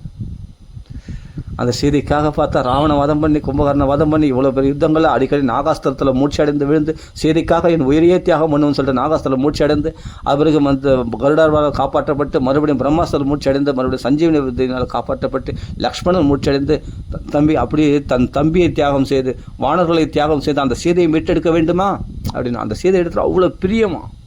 அப்போ ராமருடைய அன்பு எவ்வளோ பெருசாக இருக்குது. அந்த சீதை இடத்துல வச்ச அன்பு, தன் உயிரையும் பணையம் வைக்கிறான். தன்னுடைய சேனா பலங்களும் அதுக்காக அவன் பிரயத்தனம் பண்ணுறது, பாலம் கட்டுறது, அந்த இடத்துல தூதவன் அனுப்புறது, அடிக்கடி மூச்சடைந்த ரத்த காய ரணகாயமாக ஆகிறது, எல்லாம் சீதைக்காக சீதைக்காக சீதைக்காக. அந்த சமுத்திரராஜனை, தன்னை உலகமே சரணமடைந்திருக்கிற அந்த பரம்பொருள் சீதைக்காக சகர சமுத்திரராஜனை சரணமடைந்திருந்தார். சீதைக்காக எதையும் செய்வார் ராமர். அந்த அன்பு யாரால் கொடுக்க முடியும்? இந்த ராமரால் கொடுக்கக்கூடிய அன்பு, ஒரு பக்தனுக்காக, ஒரு பக்திக்காக இவ்வளோ செய்ய முடியும்னா ராமர். இந்த தெய்வம் மாதிரி ஒரு தெய்வம் உலகத்தில் நீங்கள் பார்க்க முடியுமா? இந்த ராமரை போல் ஒரு தெய்வத்தை உங்களால் பார்க்க முடியுமா? நமக்காக அழும், நமக்காக உயிரை விடும், நமக்காக ரத்தக்காய ரணகாயப்படும். நீ உட்காந்த இடத்துல செய்து உட்காந்து இருக்கா. ஆனால் ராட்சசர்கள் கொடுத்து பார்த்தா, ஆனால் அதை கூட தொடலை யாருமே. ஏன்னா ராமருடைய நாமம் சொல்கிறா இல்லையா, ராம கதைகளை பேசுகிறா இல்லையா, ராமருடைய குணங்களை ரமிக்கிறா இல்லையா, ராம தியானம் பண்ணுறா இல்லையா. அதனால் துஷ்டர்களால் மிரட்ட தான் முடியுமே தவிர, பயமுறுத்த முடியுமே தவிர கூட முடியாது. அவள் உயிரை பறிக்கிறதுக்கு இந்த ராவணனுக்கோ மற்ற ராட்சசர்களுக்கோ சக்தி கிடையாது. ஏன்னா ராமருடைய பாதுகாப்பில் இருக்கிறா. உடலில் தூரம் இருக்கிற மாதிரி இருக்கா, ஆனால் ராமர் பாதுகாப்பில் பரிபூர்ணமாக இருக்கிறா. அதனால தான் ராம பக்தர்கள் அங்கே ஆஞ்சநேய சுவாமி தேடி வந்தார். இவருடைய பக்தியை பார்த்து ஆச்சரியப்பட்டு அந்த ராம மோதிரத்தை கொடுக்குறார். அப்போ தான் சவாலாம் நீங்கி ராம சங்கீதன் வீத சோகா, ராம பெருமைகளை கேட்டு கேட்டு சோகத்தை விடுகிறாள் அந்த சீதையானவள். ராம பக்தியில் தலைக்கிறனா வாங்க, நிறைய சொல்கிறேன் வாங்க, எக்கச்சக்கமாக சொல்கிறேன் வாங்க, கேளுங்க. கேட்டு ராம பக்தியில் தலையுங்க, ராமநாமத்தை நிறைய சொல்லுங்கள், ராமாயணத்தில் பாராயணம் பண்ணுங்க, ராமர் கதைகளை பேசுங்க. இந்த சீதாராமனுடைய சம்பாஷணைகள் எக்கச்சக்கமாக இருக்குது, அதெல்லாம் பேசுங்க. கிஷ்கிந்த காண்டத்தில் எப்படி புலம்புறாருன்னா, புலம்பல் இல்லைங்க, அது பக்தி. அந்த சீதை எந்த அளவுக்கு பக்தி பண்ணியிருந்தால் ராமர் சீதையை நினச்சி இப்படி புலம்பியிருப்பார், யோசிச்சு பாருங்கள். அதை சும்மா படிச்சுன்னு வந்தாவே, ஓரலாக சும்மா ஜென்டலாக அப்படியே படிச்சுன்னு வந்தாவே அது நம்மளுக்கு மனசு என்னமோ பண்ணிடும், அது உருகிடும். எப்படிப்பட்ட கல்லான ஹிருதயத்தையும் கரைச்சிடும். அவன் மனசு உருகாமல் போகாது. ராம் பக்தியில் மனசை பறி கொடுத்தவன் ஒருபோதும் அது மீண்டு எடுக்கவே முடியாது. ராமாயணத்தை தவிர வேறு எதையும் திரும்பி பார்க்கக்கூடாது. அந்த ராமாயணம்னா ராம பக்தி மட்டும்தான், ராமர் மட்டும்தான் அங்கே தெய்வம், பரதெய்வம். ராமரை மட்டுமே நாம் தியானம், இந்த சீதாராமனுடைய கதைகளை மட்டுமே படித்து அனுபவித்தவங்களுக்கு வேறு எதுவுமே அவங்களுக்கு பிடிக்காது. அந்த சம்பாஷணைகள் சீதையை நினச்சி ராமர் புலம்புறதும், ராமனை செய்து புலம்புறது மட்டும் இல்லைங்க, அவருடைய அந்த அந்தரங்க அபிப்பிராயங்கள் பாருங்கள் எப்படி இருக்குது. சரிப்போ போயிட்டா, வேறு பொண்ணாடி கல்யாணம் பண்ணி போயிடலாம் அப்படின்ட்டு திரும்பி போயிட்டாரா? அந்த சீதையை அடையாமல் விடமாட்டேன், என் உயிரை பணம் கொடுத்தா அந்த சீதை எப்படியா தேடி, எந்த காட்டில் போனால் யார் இட்டு மண்டு கூட தெரியாது, நடுக்காட்டில் எப்படிங்க அவர் நம்புறாரு? அப்புறம் என் உயிரை விட்டுறேன், லக்ஷ்மணா நீ போய் பரதங்களை சொல்லு, பரதனே சந்திரமா ராஜ்யத்தை ஆண்டு அவனை அனுசரித்து போய் இரு, நான் உயிரை விட்டுருவேன், சீதை இல்லாமல் நான் வீட்டுக்கு வரமாட்டேன், நான் உயிரை விட்டுருவேன், நான் இங்கே சீதை போயிட்டேன்னா நானும் போயிடுறேன் அப்படின்ட்டு உயிரை விட துணிஞ்சார் ராமர். அப்போ தான் லக்ஷ்மணர் சமாதானப்படுத்துறாரு, இல்லாட்டி ராமர் உயிரை விட்டுருப்பார் தெரியுமா. லக்ஷ்மணன் சொல்கிறார், போய் பரதனை அனுசரித்து நீ போய் வாழப்போ, என்னால் ஆக வேண்டியது என்ன இருக்குது உண்மையில்ட்டு, உனக்கு சீதை இல்லாமல் நான் அயோத்திக்கு திரும்ப மாட்டேன், நான் உயிரை விட்டுறேன் அப்படின்னாரு. அதெல்லாம் படித்து பாருங்கள் எப்படி இருக்குது. அது மாதிரி ஒரு தெய்வம் கிடைக்குமா? சுக்கிரீவனுடைய துக்கத்தை பார்த்து நீ மனைவி, நானும் மனைவி இருந்தேன், நீ நானும் சொத்தை இருந்தேன், உனக்காக நான் என்ன வேணால் செய்வேன், நீ சந்தேகப்பட்டால் நான் உனக்கு சால மரங்களை பிளந்து என் பராக்கிரமத்தை காட்டுவேன், ஆனால் உன்னை வாழ வைக்காமல் நான் விட மாட்டேன் அப்படின்னு சுக்கிரீவனுக்கு கங்கணம் கட்டிண்டு அப்படி வாழியை வதம் செய்த அவனுக்கு சுக்கிரீவனுக்கு பட்டம் கட்டி அவனை சந்தோஷப்படுத்தி பார்த்த பிறகு தானே தன்னுடைய சீதையை அடையத்துக்கு பிரயத்தனம் பண்ணுறாரு. யோசிச்சு பாருங்கள். தன்னுடைய சுயநலம் முக்கியமில்லை, தன் நண்பனுடைய சுயநலம், தன் பக்தனுடைய சௌக்கியம்தான் முக்கியம்னு நினச்சி அந்த பிரவசன மலையில் அப்படி மழை பெஞ்சிட்டு அந்த குளிர்காலத்தில் நடுங்கின்னு தன் சுகதுக்கத்தை பார்க்காம அந்த சுக்ரீவனுடைய சௌக்கியத்தை பார்த்து தான் சந்தோஷம் அடைந்து கொண்டு லக்ஷ்மணரோட வாசம் பண்ணுறாரு 4 மாத காலம். நினச்சி பாருங்கள், இப்படிப்பட்ட ஒரு தெய்வம் கிடைக்குமா? இப்படிப்பட்ட ஒரு ராமர் கிடைப்பாரா? அந்த சுக்ரீவன் ஒரு வானரன், சாதாரண ஒரு வானரனை வாழ வைக்கிறது அவ்வளோ முக்கியமா? இவள் சீதையை அடையதோட தன் சுயநலத்தை விட இல்லை சீதையுடைய துக்கத்தை போக்கிறதுக்காவது ஒரு முயற்சி பண்ணல இல்லையா? உன் கதையை அப்புறம் பார்த்துக்கலாம், ஃபஸ்ட்டு என் கதையை பாரு அப்படின்னு சொல்லி பிரயத்தனம் பண்ணிடலாம் இல்லையா? இல்லை, உன் கதையை முதல்ல நான் பார்க்குறேன், அப்புறம் என் கதையை சாகாசமாக அதுவும் 4 மாதம் பொறுத்தே நீ நல்ல சுகபோகங்கள்லாம் அனுபவித்து ஜாலியாக இருந்துகிட்டே வா அப்படின்னு எவன் சொல்லுவான்? ராமர் தான் சொல்லுவார், தெய்வம் தான் சொல்லுவோம்.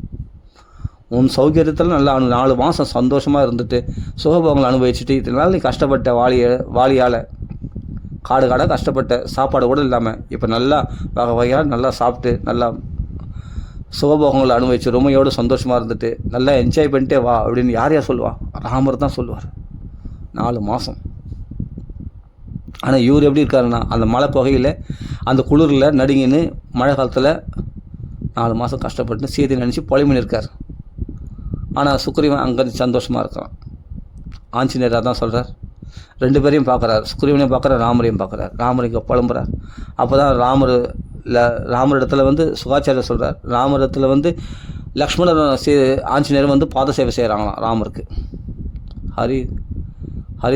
ஹரிந்திரான ஜாப்யாம் அப்படின்ற ஒரு பதம் இருக்குது. ஹரிந்திரன்றது யாருன்னா ஆஞ்சநேயர் இங்கே குறிக்குது. அனுஜன்னா லக்ஷ்மணர் பாத சேவை செய்கிறாங்க 2 பேரும் ராமருக்கு கைங்கரியம் செய்கிறார்கள். அங்கே சுக்ரீவன் சுகபோகத்தில் உழந்து கொண்டிருக்கிறாங்க. ஏன் சொல்கிறேன்னா பக்தனுடைய சௌக்கியம் தான் முக்கியமாக நினைக்கிறார், தன் சௌக்கியத்தை அப்புறம் பார்த்துக்கணும்னு நினைக்கிறார் பகவான். சீதையை அப்புறம் மீட்டுக்கலாம், அப்புறமா ராம கைங்கத்துக்கு வரலன்னு போது தான் கோவப்படுற மாதிரி அவன் என்ன பண்ணுறார்? சுகபோகங்களிலே உழவும் விட மாட்டார். ராமர் எப்படி பக்குவப்படுத்துறாரு பார், அவன் ராம கைங்கரியத்தில் ஈடுபடுத்தணும்னு சொல்லிட்டு அவன் இட்டுன்னு வரார் பார். அப்போ தான் சுக்ரீவன் புரிஞ்சுட்டான், சபாஷ், என்னால் ராமருக்கு ஆக வேண்டியது என்ன? ஒரு பானத்தினால 7 சால மரங்களை பிறந்து 7 உலகங்களுக்கும் அவன் ராம பானம் போயிட்டு வரும்னு சொன்னால் நான் வாலிக்கு பயந்துன்னா ஒரே பானத்தினால் வாலியை வீழ்த்திருக்கிற அப்படியேப்பட்ட பல ராட்சர்களை வதம் செய்திருக்க வாலியை ஒரே பானத்தினால் வீழ்த்தின அப்படியேப்பட்ட ராமருக்கு சமம் நானா? ராமருக்குடைய ராமருடைய மனைவி சீதையை நான் போய் மீட்டெடுக்கிறோமா? எப்படிப்பட்ட பல பராக்கிரமசாலி ராமச்சந்திரமூர்த்தி நேரில் பார்த்தேன் நான். என்னால் ஆக வேண்டியது ராமருக்கு என்ன இருக்குது? இது என்ன ஒரு விடம்பணம்? என்னுடைய நன்மைக்காக அல்லவா? இப்போ சுக்ரீவ இல்லை சண்டைக்கு வரல, ராமலக்ஷ்மணன் மட்டும் ராவணராட்சர்கள் சுக்ரீவனுடைய பேரே வந்திருக்காது ராமாயணத்தில் பார்த்தா. அப்போ என்னுடைய பேரை உயர்த்துவதற்காக, என்னை புகழடைய செய்வதற்காக வானர்களை எல்லாம் ராம கைங்கரியத்தில் ஈடுபடுத்தி அவர்களும் ஸ்ரேயஸ் மோட்சத்தை அடைய வேண்டும் என்பதற்காக அல்லவா பகவான் இந்த நாடகம் நடத்துகிறான், என்னை அழைக்கிறான் உதவிக்கு. என் உதவி ராமருக்கு தேவைப்படுமா? எந்த வாலிக்கு பயந்து நடிகன்னு இருந்தோம் அந்த வாலி ஒரு பானத்தை தூக்கி போட்டார், அப்படி தூக்கி தட்டு போயிட்டார். அக்லிஷ்டக்காரன், கிளேசம் இல்லாமல் காரியத்தை முடிக்கக்கூடிய ராமச்சந்திரமூர்த்திக்கு என்னால் ஒரு மாணவர்களால் ஆக வேண்டியது என்ன இருக்குது சொல்லும் பார்க்கலாம். ரதப்படலை, யானைப்படலை, குதிரைப்படலை, காலப்படலை, ஒரு வானர படையை வச்சு என்னென்னா சும்மா அவங்கள ஒரு உதவிக்கு. ஆனால் பகவான் தான் எல்லாத்தையும் சாதித்தான். தன் பலத்தினால் ஜெயத்தி அதிபலோ ராமகா, ராமருடைய பலத்தினால் அவர்கள் பலமேற்றப்பட்டவர்கள் ஆகிய வானர்கள் சுலபமாக அவர்கள் ராட்சசர்களை அழித்தார்கள். அவருடைய பலத்தினையா? எல்லாம் ராமருடைய பலம். ஆஞ்சநேயர் அங்கே சாதித்ததுன்னா தன் பலத்தை மறைஞ்சிருக்கும் போது வாலிக்கே பயந்து நிற்கார் இல்லை ஆஞ்சநேயரும் சுக்ரீவனோட சேர்ந்து. அப்போ ராமர் வந்த பிறகு தானே ராமருடைய அனுக்கிற ராம நாமம் மோதத்தை அவர்கள் கொடுத்ததுனால தானே ஜாம்பால் மூலமாக அவருடைய பலம் அவருக்கு தெரியும். நம்ம ஆத்ம பலம் நாமளும் அப்படி தான் மறைஞ்சிருக்கோம், நம்ம தேக பலம் நினச்சிருக்கோம், நம்ம ஆத்ம பலத்தை நாமளும் அப்படி தான் மறந்துருக்கோம். ஆஞ்சநேயர் தன் ஆத்ம பலத்தை ஞாபகப்படுத்தினோடனே அதுக்கு பிறகு தானே அந்த ராம நாமத்தினுடைய பலத்தினால ஜெயத்தி அதிபோல ராம நாமம் பொறிச்ச மோதிரம் ராமர் ஆஞ்சநேயர்கள் கொடுத்ததுனால ஜாம்பான் மூலமாக அவருக்கு தன் பலம் அந்த குரு மூலமாக ஒரு சிஷ்யனுக்கு அந்த ஆன்மீக பலமானது ஏற்றப்படுகிறது. அந்த பலத்தினால்தானே சம்சார சாகரத்தை கடந்தார் அவர். அதனால தானே எந்த ராஷ்டிரில் வதம் சொன்னார், ரங்கையை அவர் கலக்கினார். அவர் யாரும் தொட முடியலையே ஆஞ்சநேயரை. அதுக்கு முன்னாடி நான் ஒரு வாலிக்கு பயந்து நின்றார் சுக்கிரனோடு சேர்ந்து. வாலி எதுக்கு சக்தி இல்லைன்னு இருந்தார். ஆனால் ராமநாமம் கிடைச்ச உடனே, ராமருடைய அனுகிரகம் கிடைச்ச உடனே அடுத்த க்ஷணத்தில் ஆஞ்சநேயர் பார்த்தா 80,000 ராட்சசரில் மசகிக்கிறத ராட்சசன் கொசடிக்கிற மாதிரி அடிச்சு போட்டாரான். லங்கையை பஸ்மாக்குறது எரிச்சு சாம்பலாக்கிட்டாரான். சீதையை கண்டு பேசி அவளிடத்தில் விஸ்வரூபத்தை காட்டி உடம்பை பெருசாக்கி அப்படி ஜெய ஸ்ரீராம் அப்படின்னா மலையை தூக்கக்கூடிய பலம் எல்லாம் பெரிய பெருமை அடைந்தது. ஏன்னா ராம நாமத்தினால, ராமரால், ராமருடைய கிருபையினால். ஆஞ்சநேயரே சொல்கிறார் இல்லையா, என்னுடைய பலம் இல்லை ஜெயத் அதிபலோ ராம, என் பலம் சாதாரண பலம், ராமருடைய பலம் அதிபலம், அந்த ராமருடைய பலத்தினால எனக்கு ஜெயம் கட்சிது அப்படின்னு சொல்கிறார் இல்லையா ஆஞ்சநேய சுவாமி. ராமாயணத்தில் உள்ள புகுந்து பாருங்கள், எவ்வளோ விஷயங்கள் வெளிப்படும். அப்போ ராம கிருபை இருந்தால் சபாஷ். ராம பக்தியில் பிரகாசிக்கிறவங்களுக்கு எதை சாதிக்க முடியாது. ஒரு தேவன் உள்ளே வரமாட்டான். இவருவான ஆஞ்சநேயருடைய அப்பா வாயு தேவனே உள்ளே போக மாட்டானா ராவணன் கிரகத்து. ஆமாம், லங்கைக்குள்ளே பயம் நடுங்கிடுவான். வாயு தேவனா நடுநடுங்கி போவாங்க ராவணக்கிட்ட வரத்துக்கு. இந்திரன் சந்திரன் எவ்வளோ இந்திரனையே சிறை பிடிச்சதுனால்தான் இந்திரஜித்தின் மேகநாதனுக்கு, ராவனுடைய பிள்ளைக்கு இந்திரஜித்தின் பேர். அப்படிப்பட்ட இந்திர சந்திரன்லாம் நடுநடுக்கிடுவான். ராவனுக்கு லங்கைக்கு வரமாட்டான். ஆனால் அந்த வாயுதேவனுடைய புத்திரனாகி ஆஞ்சநேய சுவாமி ராமருடைய பலத்தினால ஒருத்தர் போய் அத்தனை ராட்சங்களில் காலக்காலுக்கு கலக்கிட்டார். ஆனால் 33 தேவர்களுக்காக ஒரு தேவரோட உள்ளே வரமாட்டானா ராவணனுடைய லங்கைக்குள்ளே. ஏன்னா ராவனை பார்த்தா பயம் நடுங்கிடும், கொடூரமானவன், வதம் பண்ணிவிடுவான். அதனால் தேவரிலே வர நடுங்கக்கூடிய அந்த லங்கையில் போய் ஆஞ்சநேயர் போய் ஒரு கலக்கிட்டார். லங்கை எரிச்சு பஸ்மமாகிட்டு வந்தது. எதனால்? ராம பலம், ராம நாமத்தின் பலம், ராம பக்தி பலம், வேறு ஒன்றும் இல்லை. அதனால ஜெயம் ஜெயத்தை அடிபோல ராம ராகவேன அபிபாலிதா. இதெல்லாம் படிக்கும்போது அவ்வளோ உற்சாகமாக இருக்கும். ராமாயணத்தை பற்றி பேசும்போது சுந்தரகாண்டத்தை படித்து பாருங்கள், தெரியும் ராமனுடைய வீரத்தை, ஆஞ்சநேயருடைய வீரத்தின் பராக்கிரமங்கள்லாம் ராமனுடைய பராக்கிரமம்னு தெரியும். அப்படி இப்போ ஆஞ்சநேயர் பற்றி மட்டும் பேசணும்னா அது ஒரு வருஷம் பேசலாம். அவ்வளோ விஷயங்கள் ஆஞ்சநேயர் பற்றி இருக்குது தெரியுமா. உத்தரகாண்டம் வரைக்கும் பாருங்கள், அவ்வளோ விஷயம் இருக்கும் ஆஞ்சநேயர் பற்றி பேசுறதுக்கு. அதே செய்தி பக்தியை பற்றி பேசணும்னா அது ஒரு வருஷம் மேலே பேசலாம். பரதனுடைய பக்தி மட்டும் பேசணும்னா அது ஒரு வருஷம் பேசலாம். பரதனுடைய பக்தி எப்படியாப்பட்ட பக்தி, அந்த ராமனுடைய பாரத்தை தான் சுமந்ததுனால பரதன் அவருக்கு பேர். சத்ருக்ன நித்திய சத்ருக்னகா, காமக்ரோதங்களை எரிச்சு சாம்பலாக்கன அப்படியேப்பட்ட நித்திய சத்ருக்களாகி காமக்ரோதங்களுக்கு சத்ருவாகிய சத்ருகுணன் எப்படியாப்பட்ட தாசனாக தர்மத்தை கடைபிடிச்சு அப்படியேப்பட்ட ராம பக்தியில் திளைத்தார். அவருடைய பக்தி பற்றி பேசணும்னா அப்படி பேசலாம். ஏன்னா ராமருக்கு துரோகம் பண்ணான்னு சொன்ன உடனே அந்த கூனி கேள்வியை அடித்து துவம்சம் பண்ணார் சத்ருகுணன், தெரியுமா. அப்படி அவருடைய பக்தி வெளிப்படுத்தினார். பரதனுடைய பக்தி, பரதன் கூடவே இவரும் கண்ணு முழிச்சாராம். பரதராஜ ஆசிரமத்தில் விருந்து உபச்சாரத்தை ஏற்றுக்கொள்ளாமல் ராம கைங்கரியத்திலே நைட்டு பூரா சிம்மாசனத்தில் ராமரை எழுந்தருள செய்து மானசீகமாக ராமரை எழுந்தருள செய்து சாமரை வீசிக்கொண்டு விழித்து கொண்டிருந்தார்கள் அந்த இரவு முழுதும் பரதனும் சத்ருகுணர்களும் பரத்வாஜ ஆசிரமத்தில். ஆனால் அயோத்தியவாசிகளும் சுகபோகங்களை உழந்து கொண்டிருக்கிறார்கள். நல்லா சாப்பிட்றது, தூங்குறது, நல்லா ருச்சியாக தேன் பாலும் பழமும் சாப்பிட்டுட்டு அங்கே வடை பாயசத்தோட சாப்பாடு சாப்பிட்டு நல்ல ஆடைகள் உடுத்து ஆபரணங்கள் உடுத்துக்கொண்டு அப்படி சுகசௌக்கியங்களை உழந்து கொண்டிருக்கிறார் அயோத்தியவாசிகள்லாம். ஆனால் பரத சத்ருகுணர்கள், வசிஷ்டர், விஸ்வாமித்திர, வசிஷ்டர், ஜாபாலி, வாமதேவர், மார்கண்டேயர் போன்ற ரிஷிகள் எல்லாம் ராம கைங்கரியத்தில் ஈடுபட்டு கொண்டிருந்தார்கள். ராமனையே தியானித்து கொண்டிருந்தார்கள், ராம நாமத்தை சொல்லி கொண்டிருந்தார்கள். பரத சத்ருகுணர்கள்லாம் சாமரம் வீசி கொண்டிருந்தார்கள் ராம பக்தியில் பரத்வாஜ ஆசிரமத்தில். பாருங்கள், தெரியும். அப்படிப்பட்ட சிறந்த பக்தர்கள் அல்லவா பரத சத்ருகுணர்கள். அவருடைய பெருமையை பற்றி பேசினா ஒரு வருஷம் பேசலாம். கௌசல்யனுடைய வாத்சல்ய பக்தி பற்றி பேசணும்னா அப்படி பேசலாம். வேறு இருந்த மரம் போல் விழுந்தாலாம். ராமருக்கு பிட்டு 14 வருஷம் பிரிஞ்சு போனால் அடுத்த நிமிஷம் வேறு இருந்த மரம் போல் சடால்னு விழுந்தான். எப்படி மூச்சடைந்து போயிட்டா. எப்படிப்பட்ட ஒரு வாத்சல்ய பக்தி கௌசல்யக்கு. கௌசல்யா ஆனந்தவர்த்தனகா. எல்லாருக்கும் குழந்தை 10 மாதம் தான் பிறக்கும். 12 மாதம் சுமந்தாலாம் வயிற்றில். ஏன்னா ஒவ்வொரு நாளும் அது கர்ப்பத்தை சுகம், கர்ப்ப வேதனையே தெரியலையா. ஏன்னா எப்படி ஆனந்தவர்த்தனகா 12 மாதம் ஆனந்தம் அதிகரித்து தான் குழந்தை வளர வயிற்றில் ராமர் வளர ஆனந்தமாக வளர்ந்து தான் கௌசல்யா ஆனந்தவர்த்தனகா. அப்படிப்பட்ட அவருடைய வாத்சல்ய பக்தி. ராமருக்காக போராடுறா. உன்னை விட்டு பிரிஞ்சு இருக்க முடியாது ராமா, நீ என் செல்வம் அல்லவா, உன்னை விட்டு எப்படி பிரிஞ்சிருக்கவன். தாய் பசு கன்றன் வைக்க பசு ஓடி வருவது போல் உன் பின்னாடி நான் ஓடி வந்துடுவேன் அப்படின்னா சொல்கிறா இல்லையா. அப்போ பல தர்மங்களை சொல்லி சமாதானம் செய்கிறார் அல்லவா ராமர். அவருடைய பக்தி பற்றி, அந்த கௌசல்ய பக்தி பற்றி பேசினா அது ஒரு வருஷம் பேசலாம். அப்படிப்பட்ட கௌசல்ய பக்தி. அந்த ராமரை பிரிஞ்சு ஒரு க்ஷணம் இருக்க முடியாமல் எப்படி துடிச்சு போயிருக்கா கௌசல்யா.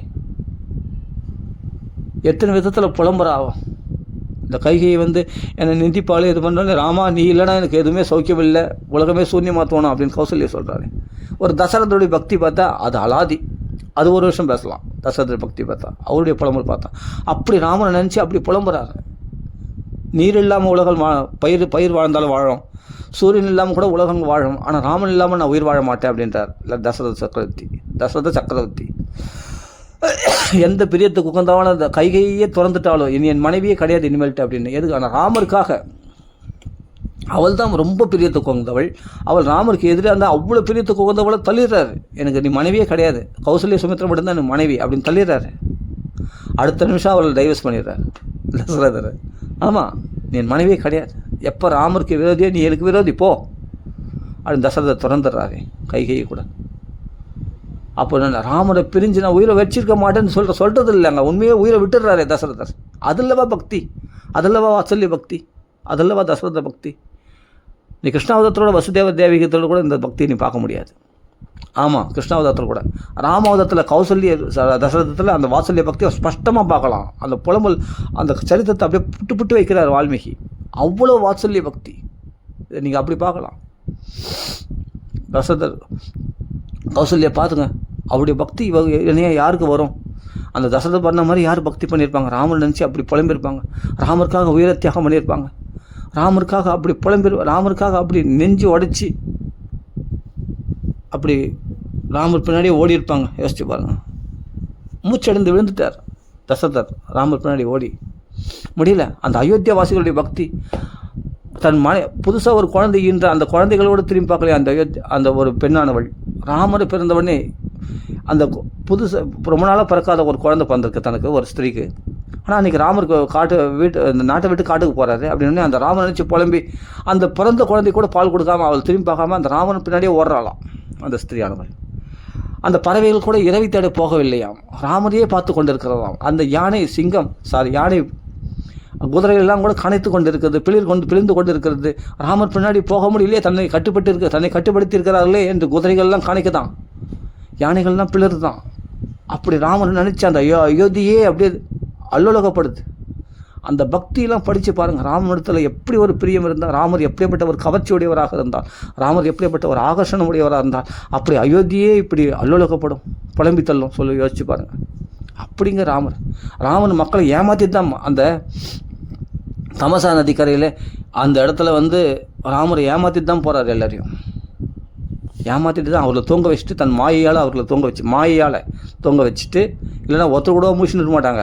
அவர் மாயையால் பகவானுடைய மாயை அங்கே பகவத் சக்தியை வெளிப்படுத்தல்னு சொல்கிறோம். அங்கெல்லாம் பகவத் சக்தியை வெளிப்படுத்தியிருக்காரு. யார் சொன்னது? அதனால தான் மாயையால் அவர்களெல்லாம் தூங்க வச்சு அயோத்தியா வாசலில் தூங்க வச்சுட்டு அந்த இடத்துல ஏமாற்றிட்டு சுமந்திரர் கூட அந்த ரதத்தில் எஸ்கேப் ஆயிடுறாரு லக்ஷ்மண செய்தியோட. தெரியுமா? ராமர் ஏமாற்றிட்டு தான் போகிறார். ஏன்னா அயோத்தியா வாசிகள் குடும்பம் குழந்தை குட்டிலாம் அயோத்தியில் விட்டுட்டு இங்கே காட்டில் என் கூட கஷ்டப்படுறதுக்கா? வேண்டாம், அவர்கள் சௌக்கியமாக இருக்கணும்னு ஆசைப்பட்டு தான் ராமர் காட்டுக்கு போகிறார். பாருங்கள், எப்படிப்பட்ட பக்தரிடத்தில் அவர் வச்ச வாத்சல்யமும் தனக்காக கஷ்டப்படக்கூடாதுன்னு அவர்களெல்லாம் ராமரை விட்டு நாங்கள் பிரிஞ்சிருக்க மாட்டோம், நாங்கள் எந்த கஷ்டத்தையும் தாங்குவோம், உயிரை கூட விடுவோம் அப்படின்னு அவர்கள் புலமின் பின்னாடி ஓடியா இருந்தோம். அந்த அயோத்தியா வாசிகள் பக்தியை பார்த்தானே புல் பூண்டு ஒன்றின்றி அத்தனை பேரை வைகுண்டத்துக்கு ஆட்சி போனார் கடைசி காலத்தில். அந்த பக்தியை பாருங்கள். அப்போ ஜனக மகாராஜ் அப்படி புகழ்ந்து தள்ளுறாரு. இவர் சிங்கமா புலியா ஒரு ரிஷபமா? அந்த நடையை பார்த்தா அப்படி இருக்குது, சிங்க நடை போட்டுன்னு வரானே இந்த ராமலக்ஷ்மணன் அஸ்வினி தேவர்கள் போல இருக்கிறார்கள், ஒரே மாதிரி அழகாக இருக்கிறாங்களே. ஆனால் பார்த்தா அவர்கள் நடையை பார்த்தா சிங்கம் மாதிரி வர்ணிக்கிறாரு, ரிஷபம் மாதிரி வர்ணிக்கிறார், புலி மாதிரி இருக்கிறார், சிங்கம் அப்படின்னு வர்ணித்து தள்ளுறாரு. யார்? ஜனக மகாராஜா செய்திக்கு முன்னாடி ஜனக மகாராஜா மழங்கினாராம் ராமரை பார்த்து. அந்த ஜனக மகாராஜுடைய பக்தியை பாருங்கள். அந்த ஜனக மகாராஜா அந்த ராமரை அப்படி ரசிக்கிறாரு. அந்த வர்ணனையை படித்து பாருங்கள். அவருடைய பக்தி பற்றி பேசலாம் கொஞ்ச நேரம். அப்படி செய்து ராமன் கைப்பிச்சு கொடுக்கும்போது அவ்வளோ சந்தோஷமாக கைப்பிச்சு கொடுக்குறார். அந்த வார்த்தையை சொல்கிறார், நிழலை போல உன் பின்தொடர்ந்து வருவாள். நான் அப்படி தர்மங்கள்லாம் சொல்லிக் கொடுத்து வளர்த்துருக்கேன், உன்னை பின்பற்றி நடப்பாள் அப்படின்னு ஜனக மகாராஜா. அந்த கொஞ்சம் பக்தி, அந்த கொஞ்ச நேரம் வந்தாலும் அந்த பக்தி ஜனக மகாராஜா பக்தி எவ்வளோ பிரகாசமாக இருக்குது பத்தியா. தன்னுடைய கன்னிகாதானம் ராமருக்கு மாமனார் ஆகிறதுக்கு எப்படிப்பட்ட மகாத்மாவாக இருக்கணும்னா உண்மையிலே அவர் அதனால தான் பற்றற்றவராக இருந்தாராம். ஆமாம், ஜனக மகாராஜா அவர் தான். அதனால தான் மாமனார் பெருமையை பின்னாடி சொல்கிறாரு பகவத்கீதையில், ஜனக மகாராஜா போல கர்மயோகியாக இருக்கணும் அப்படின்னு பின்னாடி பகவத்கீதையில் ஞாபகப்படுத்தி சொல்கிறார். அதே ராமர் கிருஷ்ணராக வரும்போது. ஏன்னா ஜனக மகாராஜா அப்படிப்பட்ட ஒரு அப்படிப்பட்ட தேகாபிமானம் விட்டவர், அப்படிப்பட்ட மகாயோகீஸ்வரர் அவர் ஜனக மகாராஜா. யாக்ஞவல்கியருடைய சிஷ்யர் அவர் ஜனக மகாராஜா. தெரியுமா? மகாயோகீஸ்வரர். அதனால தான் அவருடைய பெண் பகவானே அவருடைய பெண்ணை மணக்கத்துக்கு வந்தார், ராமச்சந்திரமூர்த்தி. எல்லாம் அவருடைய பக்தியெல்லாம் பார்த்தா அப்படி பிரகாசிக்கும். அப்படி ஜனக மகாராஜோடைய பக்தி, கௌசல்ய பக்தி, தசரதுடைய பக்தி, அப்படி குகனுடைய பக்தி பார்த்தா 4 ஐவரான அந்த குகனுக்காக அந்த குகன்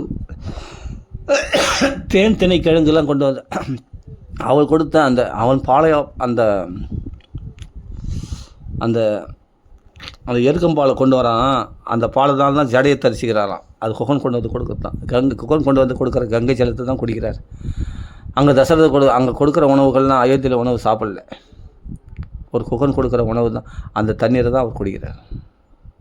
ஏழை ஏதலன் கீழ்மகன் என்று எண்ணாது 4 ஐவரான்னு சொல்லி கட்டி ஆலிங்கனம் பண்ணிக்கிறார் குகன். அந்த குகனுடைய பக்தி பாருங்கள். குகன் வந்து அவங்களுக்கு படுக்கை வீசுனான், அவங்களுக்கு சாமரை வீசுகிறான், அவங்களுக்கு சேவை செய்கிறான். ராமலக்ஷ்மணன் சீதாராமனுக்கு அவங்களுக்கு படுக்கை போடுறான். அந்த இடத்துல அவங்களுக்கு தர்பாசனம், அதில் படுக்கிறாங்க. அப்போ லக்ஷ்மணர் புலம்புறாரு. அப்போ ராமனுடைய குணங்களே அவர் பேச இவர் பேச அப்படி ஆனந்தப்படுறாங்க. அப்படியே குகனுடைய கைங்கரியம், அந்த குகன் அவளுக்காக ஓடம் தயாரித்தது, அதில் அவளை ஏற்றி வச்சது. அப்புறம் பார்த்தா அந்த குகன் வந்து பரதனிடத்தில் வந்து ராம பக்தியை வெளிப்படுத்துறது. பரதனே பகை செய்கிறான். பரதனுக்கு எல்லாம் விருந்து உபச்சாரம் பண்ணி எதுக்காக போகிறீங்க இவ்வளோ சேன சைன்யங்களோட? ராமனிடத்தில் பகை இல்லையா? ராமனிடத்தில் பகையோடு போனால் உடனே இவ்வளோ சண்டைக்கு தயாராக இருந்தாங்க குகன்லாம், தெரியுமா? பரதனிடத்தில் கோவப்படுறாரு குகன். ஆனால் பரதன் சொல்கிறான், அப்படிலாம் இல்லைப்பா, அண்ணன் தம்பி துரோகம் கலியுகத்தில் தான் நடக்கும், இது திரேதா யுகம், அப்படி கிடையாது. ராமருக்கு வந்து கொண்டு வந்து பட்டாபிஷேகம் பண்ணுறதுக்காக தான் நான் போகிறேன், அதனால் எனக்கு அணுகிறோம், எனக்கு வந்து என்னென்னா ராமர் போன வழியை எனக்கு காட்டி கொடுன்னு சொன்ன உடனே தான் குகன் சொல்கிறார், வாங்க உங்களுக்கு நான் எல்லா உதவியும் செய்கிறேன்னு சொல்லிட்டு படகுகள் ஏற்பாடு பண்ணுறாரு யார்? குகன் பரதனுக்கு. அப்படிலாம் அதெல்லாம் நினச்சி பார்த்தா குகனுடைய பக்தியை பாருங்கள். ராம கைங்கரியத்தை எப்படி பண்ணியிருக்காரு பாருங்கள். அப்படி ஒரு சேவகனாக இருந்து அதனால அந்த குகனை கட்டி ஆலிங்கனம் பண்ண, என்னுடைய நண்பன் அல்லவா, ஆத்ம சமசகா, எனக்கு சமமான நண்பன் அவன் அப்படின்றாரு. ஒரு குகன் ஏமாத்திரம். ராமர் எப்படிப்பட்டவர், அவரை சகாவான் நண்பனாக பக்தியினால் நண்பனாகிட்டார் பகவான். ஒரு வானரனை கூட சுக்கிரீவனோட நண்பன் தோல்பல் கை போட்டுக்கிறவர் இல்லையா ராமர்? அப்படியேப்பட்ட ஒரு வானரம், ஒரு குரங்கு கூட சுக்கிரீவனை, அதுவும் தன்னை நம்பாதவன் சந்தேகப்படுறவனை கூட தன் நண்பன்னு கை கோத்துக்கிறவர். அப்படியேப்பட்ட ராமர் கருணை இருதயம் படைத்தவர். சந்தேகப்படுறவனை கூட அவளை சந்தேகத்தை போக்கி அவளை நம்பிக்கை உண்டாக்கி தன் பக்தனாக சேர்த்துக்கணுமா, அவ்வளோ ஒரு பிடிவாதம். விரதமாக எடுத்துக்கிறான். அபயம் சர்வபூதே தடம் ஏத விரதமா, அவனுக்குள்ளே எந்த பயம் ஏற்படுதோ அந்த பயத்தை போக்கி அவனை என் திருவள்ளியில் சேர்த்துக்கிறதுன்னு நான் விரதமாக எடுத்துக்கிறேன் அப்படின்னு ராமர் சொல்கிறார். விரதம் மம, என்னுடைய விரதம் அது. அப்படிப்பட்ட ஒரு கருணை உள்ள தெய்வம் ராமன். நினச்சி பாருங்கள், ராமரை மாதிரி ஒரு தெய்வம் கிடைக்குமான. நம்ம சுகதுக்கத்தில் பங்கேற்றுட்டு நம்மளோட குழவி பேசிக்கொண்டு நம்ம கொடுக்குற உணவை சாப்பிட்டு கொண்டு பதித்தையாவே கெட்டு போயிட்டா அகல்யை. அவளை பவித்திரமாக்கி அவளால் சமைக்கப்பட்ட உணவை சாப்பிட்டு, அவள் கொடுத்த உணவை சாப்பிட்டு, காய்கறி கிழங்குகளை சாப்பிட்டுட்டு, கௌதமரோடு சேர்த்து வச்சுட்டு அவளை வாழ வச்சுட்டு அவள் கொடுத்த உணவை சாப்பிட்டுட்டு அவள் காலில் விழுந்து வணங்குறார். நீ என் தாய்க்கு சமம் அல்லவா அப்படின்னு சொல்லிட்டு ஒரு நாடகம் வச்சுட்டு போகிறார் ராமலக்ஷ்மணர்கள். இப்படிப்பட்ட ஒரு தெய்வத்தை பார்க்க முடியுமா? பதித்த பாவனை சீதாராம் சொல்கிறமே, அந்த பதிதியாக போன அகலியை பாவனமாக்கி அவளை பவித்திரமாக்கி, வால்மீகியுடைய பாவங்களை எல்லாம் போக்கி அவரை பாவனமாக்கி அவரை பவித்திரமாக்கி அவர் வாக்காலே ராமாயணம் எழுத வச்சாரே ராமர். அப்படிப்பட்ட அகலே கொடுத்த உணவையே இவர் உண்டாரே. அப்படிப்பட்டவளை பதிதியாக போயிட்டு அவளை பவித்திரமாக்கி அவளால் கொடுக்கப்பட்ட உணவு உண்டாரே ராமர். அதுதான் ஆச்சரியம். அவளை பதிவரதா லிஸ்ட்டில் சேர்த்துட்டாரே அகல்லையே. இப்படிப்பட்ட ஒரு தெய்வத்தை பார்க்க முடியுமா? அவளை வாழ வச்சுட்டு அவர் காலில் போய் விடுறாரு. என் கௌசல்யா என் தாய்க்கு சமம் அல்லவா அப்படின்னு. யாரை? அகல்யேனா? அப்போ அவளுக்கு எப்படி இருக்கும் அவளுக்கு யோசிச்சு பாருங்க. கண்ணீர் விடுவாளா, விட மாட்டாளா? சதானந்தர் அகலியுடைய பிள்ளையாகிய சதானந்தர், பகவானே என் தாயை கரையத்தினியா, அவளை பவித்திரமாக்கினியா அப்படின்ட்டு ஆச்சரியப்பட்டு கேட்குறாரு. அப்போ தான் விஸ்வாமித்திரருடைய பெருமையை சொல்கிறாரு. அங்கே விஸ்வாமித்திரருடைய பிரம்மரிஷியான கதையை சொல்கிறார். அருமையாக இருக்கும் அந்த சரித்திரம். இந்த ராமர் பாக்கியத்தை அனுபவிக்கிறதுக்காக, ராமருக்கு வந்து இந்த காட்டில் ஐஷ்ணவத்துக்காக, ராமருக்கு அந்த அஸ்திரங்கள்லாம் கொடுக்கறதுக்காக தான் விஸ்வாமித்திரர் பிரம்மரிஷி ஆனாராம். எதுக்காக பிரம்மரிஷி ஆனார்? ராம கைங்கிறதுக்காக தான். இந்த ராம கைங்கிற பாக்கியம் கிடைக்கிறதுக்காக தான். அதுக்காக தான் ராஜா வந்தால் நான் ராஜ்யத்தை ஆண்டுட்டு அப்புறம் ஒரு நாள் தவம் பண்ணி எங்கேயாவது தபஸ் பண்ணலாம், இல்லாட்டி செத்து போயிருப்பார். ஆனால் பிரம்மரிஷி ஆகணும் வசிஷ்டருடைய அனுகிரகத்தினால் எதனால் இந்த ராம கைங்கரியம் கிடைக்கிறதுக்காக ராமரால் பண்ண ஏற்பாடு அது விஸ்வாமித்திர பிரம்மரிஷி ஆகிறது. ஏன்னா ராமருக்கு குருவாக இருக்கணுக்காக இவர் மூலமாக இவரை ராஜரிஷியாகி மகரிஷியாகி இவரை பிரம்மரிஷியாக்கி இவருக்கு நாம் சேவை செய்கிற பாக்கியம் ராமர் கிடைக்கணும்னு ஆசைப்பட்டு ராமரல்லவா இந்த ஏற்பாடு செய்கிறார். அவரை பிரம்ம ரிஷி ஆக்கினார் விஸ்வாமித்திரரை. இல்லை கௌசிக கோத்திரத்தில் பிறந்த அவர் ராஜாவே இருந்து ராஜாவே செத்து போயிருப்பார் இல்லையா? அவர் பிரம்ம ரிஷி ஆகணும்னு அவசியம் என்னென்னா அதுதான் குரு அனுக்கிறோம். வசிஷ்டருடைய சங்கல்பம் இல்லை, பகவானுடைய சங்கல்பம் அப்படி இருந்தது. அது வசிஷ்டர் மூலமாக விஸ்வாமித்திரருக்கு பிரம்ம ரிஷி ஆடையணுன்ற ஒரு ஏற்பாடு நடந்தது. அது எல்லாம் பகவானுடைய திட்டம், பகவானுடைய பிளானிங். எல்லாம் தெய்வம் தானே. தேவரெல்லாம் வானர்களாக பிறக்க வச்சு கிஷ்கிந்தேலேருந்து அப்படியே நாங்கள் அப்படியே வந்து மீட் பண்ணிக்கிறோம், அப்படியே போய் ராவண வதம் பண்ணலாம் அப்படின்னு எல்லாம் பிளானிங் தானே. ராமரே 4 ரூபத்தில் வந்து, விஷ்ணுவே 4 ரூபத்தில் வந்து, சங்கு சக்கரமே பாரத சத்ருகனாகவும், ஆதிசேஷனே லக்ஷ்மணராகவும், மகாலட்சுமியே சீதையாகவும், அந்த மகாவிஷ்ணுவே ராமராகவும், இதெல்லாம் ஒரு பிளானிங் தானே. ஏன்னா ராவண வதத்துக்காக இவ்வளோ ஏற்பாடுகள் எல்லாம் திட்டம் போட்டு வந்த வேலை தானே. இதெல்லாம் திட்டம் போட்டு செய்த செயல் தானே. இதெல்லாம் எல்லாம் பிளானிங்கு, எல்லாம் பகவான் சங்கல்பம். அப்படி எல்லாமே நிறைவேற்றலாம் பகவான். எல்லாம் பகவானுடைய திட்டம். இதை புரிஞ்சிக்க தெரிஞ்சால் புரிஞ்சுக்கிட்டு ராமாயணத்தை அனுபவித்து பாருங்கள், அவ்வளோ ஆனந்தமாக இருக்கும். ராமருடைய கருணையை நினச்சி பாருங்கள், நம்புகிறதையும் உருகிடும். என்ன இவ்வளோ கோழையாக இருக்கார், இப்படி புலம்புறார் அப்படின்னு தோணும். அவர் தான் மகாவீர பராக்கிரமசாலி. அவருடைய நாமத்தை சொல்லி ஆஞ்சநேயர் 80 ராசியில் சாவச்சார். அவரே 14,000 ராசியில் தான் சாவச்சார். ஆனால் அவர் பேரை சொல்லி ஆஞ்சநேயர் 80 ராசியில் வச்சார். அவர் எப்படிப்பட்ட பக்தராக இருப்பார் பாருங்க. அப்போ ராமருடைய யாருன்னா இப்போ தெரிஞ்சுக்க, ராமர் பரபிரம்மன், ஸ்ரீ ராமச்சந்திர பரபிரம்மனே நமகன் தான் சொல்கிறோம் நாம. அப்படிப்பட்ட பகவான் சர்வேஸ்வரன், ஈஸ்வரனே மனுஷரூபம் எடுத்து வந்திருக்கு. இப்படி ஒரு நாடகம் நடிக்க தான் இந்த ஆச்சரியத்தை பார்த்து என்ஜாய் பண்ணுங்களேன், பார்த்து அனுபவிங்களேன். ஈஸ்வரனே மனுஷ ரூபத்தில் வந்து எப்படி நாடகம் நடிக்கிறதுன்னு பாருங்களேன். இந்த சௌக்கியத்தை அனுபவிக்கிற பாக்கியம் தான் அனுபவித்து பாருங்கள், அவ்வளோ சௌக்கியமாக இருக்கும். ராமா ராமா ராமா சீதாராமா. ஒவ்வொரு ஜீவராசி ஹிருதயத்திலையும் பரமாத்மா இருப்பது என்ன, ஆனால் ஒரு மனுஷ ரூபத்தில் வந்து இப்படி நாடகம் நடிக்கிறது என்ன ஆச்சரியமாக இல்லை? எங்கும் வியாபிச்சிருக்கிற பரபிரம்மே தானே அந்த ராமனாக வந்து இப்படி ஆட்டம் போடுது. டக்குன்னு பார்த்தா ஒரு ராட்சரெல்லாம் வதம் பண்ணுவார். அந்த ஜடாயுக்கு கூட ஒரு மோட்சத்தை கொடுத்து, அந்த ஜடாயுடைய பக்தியை பாருங்கள். அப்பா, அந்த ராமருக்காக உயிர் தியாகம் பண்ண 2 பேர், தசரதர் ஜடாயு எல்லாம் வானர்கள் எல்லாருமே ராமருக்காக உயிர் தியாகம் பண்ணவங்க. அப்பா இந்த சரித்திரங்களை படிக்கும்போது அப்படி அல்லவா ஜடாயு அல்லவா, ஜடாயு போல அல்லவா, தசரத போல அல்லவா நமக்கு ராம் பக்தி அப்படி அல்லவா பக்தி பண்ணணும். அதானே உண்மையான பக்தி. நம்ம பண்ணுறதெல்லாம் பக்தியாக நினச்சி பார்த்தா நம்மளுக்கு வெக்கமாக இருக்கும். இந்த பக்தர்கள் ராம சரித்திரத்தில் இந்த பக்தர்கள்லாம் நம்ம பார்த்தோம்னா நம்ம பக்திலாம் ஒரு பக்தியான்னு தோணும் நமக்கு. நம்ம பண்ணுறதுலாம் பக்தியா? ஏதோ எல்லாம் நம்ம சேஃப்டியை ஃபஸ்ட்டு சேஃப்டி பண்ணிக்கிட்டு, நம்ம செல்ஃபிஷ் முதல் பார்த்துட்டு, நம்ம அட்மாஸ்பியர் எப்படி இருக்குதுன்னு பார்த்துட்டு அதுக்கேற்ற மாதிரி பக்தி பண்ணுறோமே, முடிஞ்சால் பக்தி பண்ணலாம் அப்படின்ட்டு பக்தி பண்ணுறோமே. நம்ம பக்தியும் ஒரு பக்தியா? இல்லை ஆஞ்சநேயர் பண்ணது பக்தியா? வாழ்க்கையை தியாகம் பண்ணி ராமருக்காக வாழ்க்கையை தியாகம் பண்ண சுக்ரீவ வானர்கள்லாம் பண்ணது பக்தியா?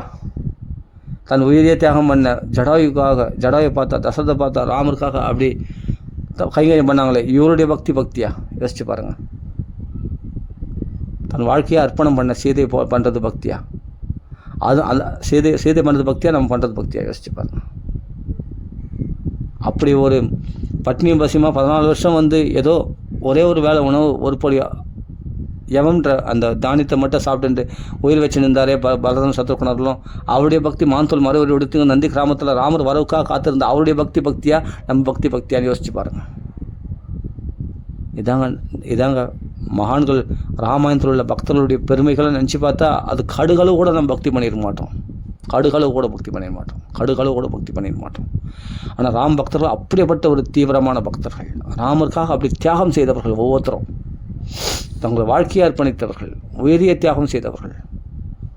அதுக்கு தாங்க மனுஷ ஜென்மாவே அதுக்கு தாங்க. ராம் பக்தர்கள் ஒவ்வொருத்தரும் சாதாரண கேரக்டர் கிடையாது, மகாத்மாக்கள். எல்லாரும் மகாத்மாக்கள், புண்ணியாத்மா. ஆனால் ராமாயணத்தை படிக்கும்போது அந்த சீதை ராமனுடைய சம்பாஷணம் மட்டும் நான் சொன்னேன் ஆரம்பத்தில், அதையும் சொல்கிறேன். அந்த கிஷ்கிந்தா காண்டத்தில் படித்து பாருங்கள், சுந்தர காண்டத்தில் இருக்க படித்து பாருங்கள். இதெல்லாம் அனுபவிக்க முடிஞ்சால் அந்த இலகிய மனதோட, நம்ம கல் மனசோட அனுபவிக்க முடியும். இலகிய மனதோட அவர்கள் நிலைக்கு இறங்கி, அந்த சீதை நிலைக்கு இறங்கி அனுபவிக்க முடிஞ்சால் ராம நிலைக்கு இறங்கி அனுபவிக்க முடிஞ்சால் அனுபவிங்க. அந்த 2 பேரை சேர்த்து வச்சு அந்த சம்பாஷணைகளை படித்தா சந்தோஷப்படுங்க. அவர் புஷ்பவானத்தில் அக்னி பிரவேசம் ஆகும்போது அவள் புலம்பினது, ராமரையும் மறுபடியும் மீண்டும் அடைஞ்சது, அக்னி பகவான் சேர்த்து வச்சது சீதைராமன். அந்த புஷ்பவானத்தில் அவர்கள் கொஞ்சினது. அதுக்கு பிறகு வந்தது பட்டாபிஷேகம் செய்து கொண்டது. அதுக்கு பிறகு அவருடைய சந்தோஷம்.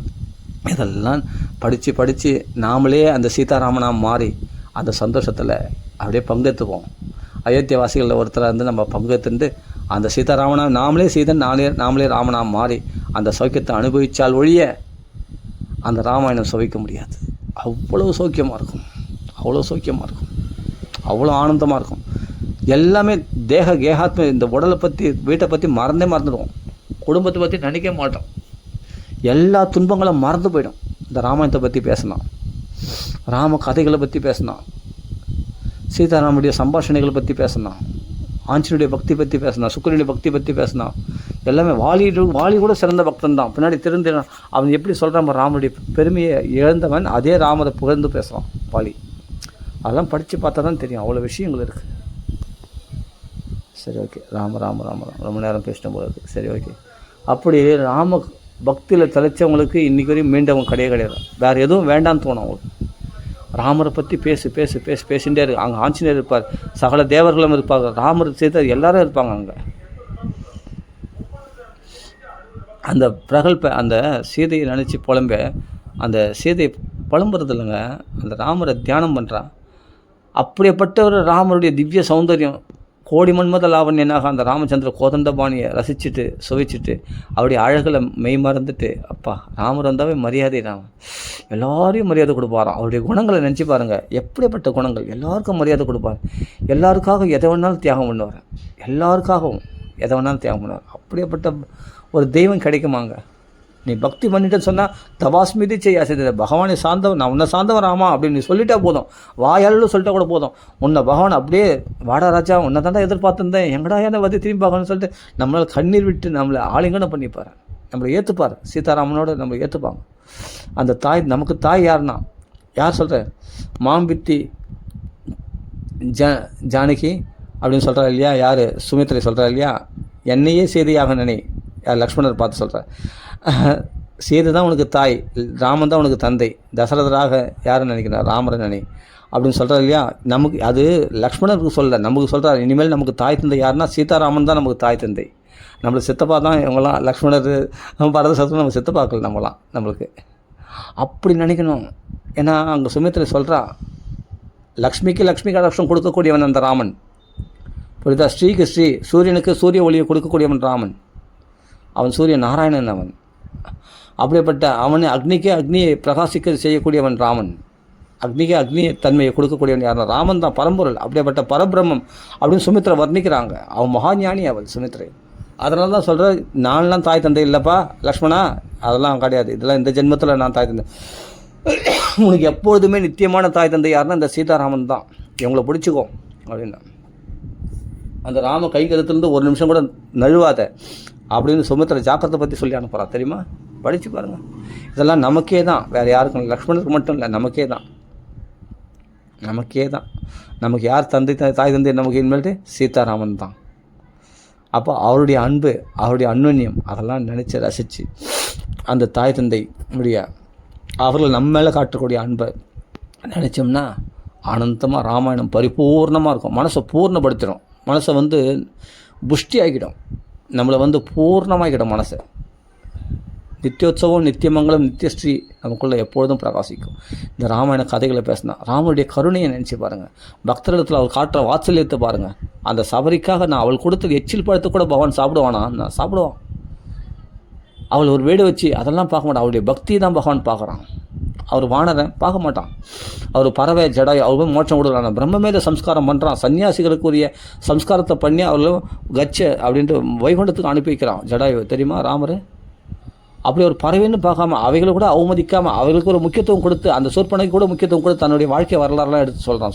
சூர்பனைக்கு தேவையா அதெல்லாம் சொல்கிறான். ஆனால் அவள் அதுக்கு மேலே பண்ண அவளை வதம் பண்ணாமல் அங்கஹீனம் மட்டும் பண்ணி அனுப்புகிறார் ஓஞ்சி போதுன்னு, ஸ்திரீன்றதுனால. அவளுக்கெல்லாம் மரியாதை சொல்லணும்னு அவசியம் இல்லை, மகாபராக்கிரமசாலியான ராமச்சந்திர புத்தி இறைவன்.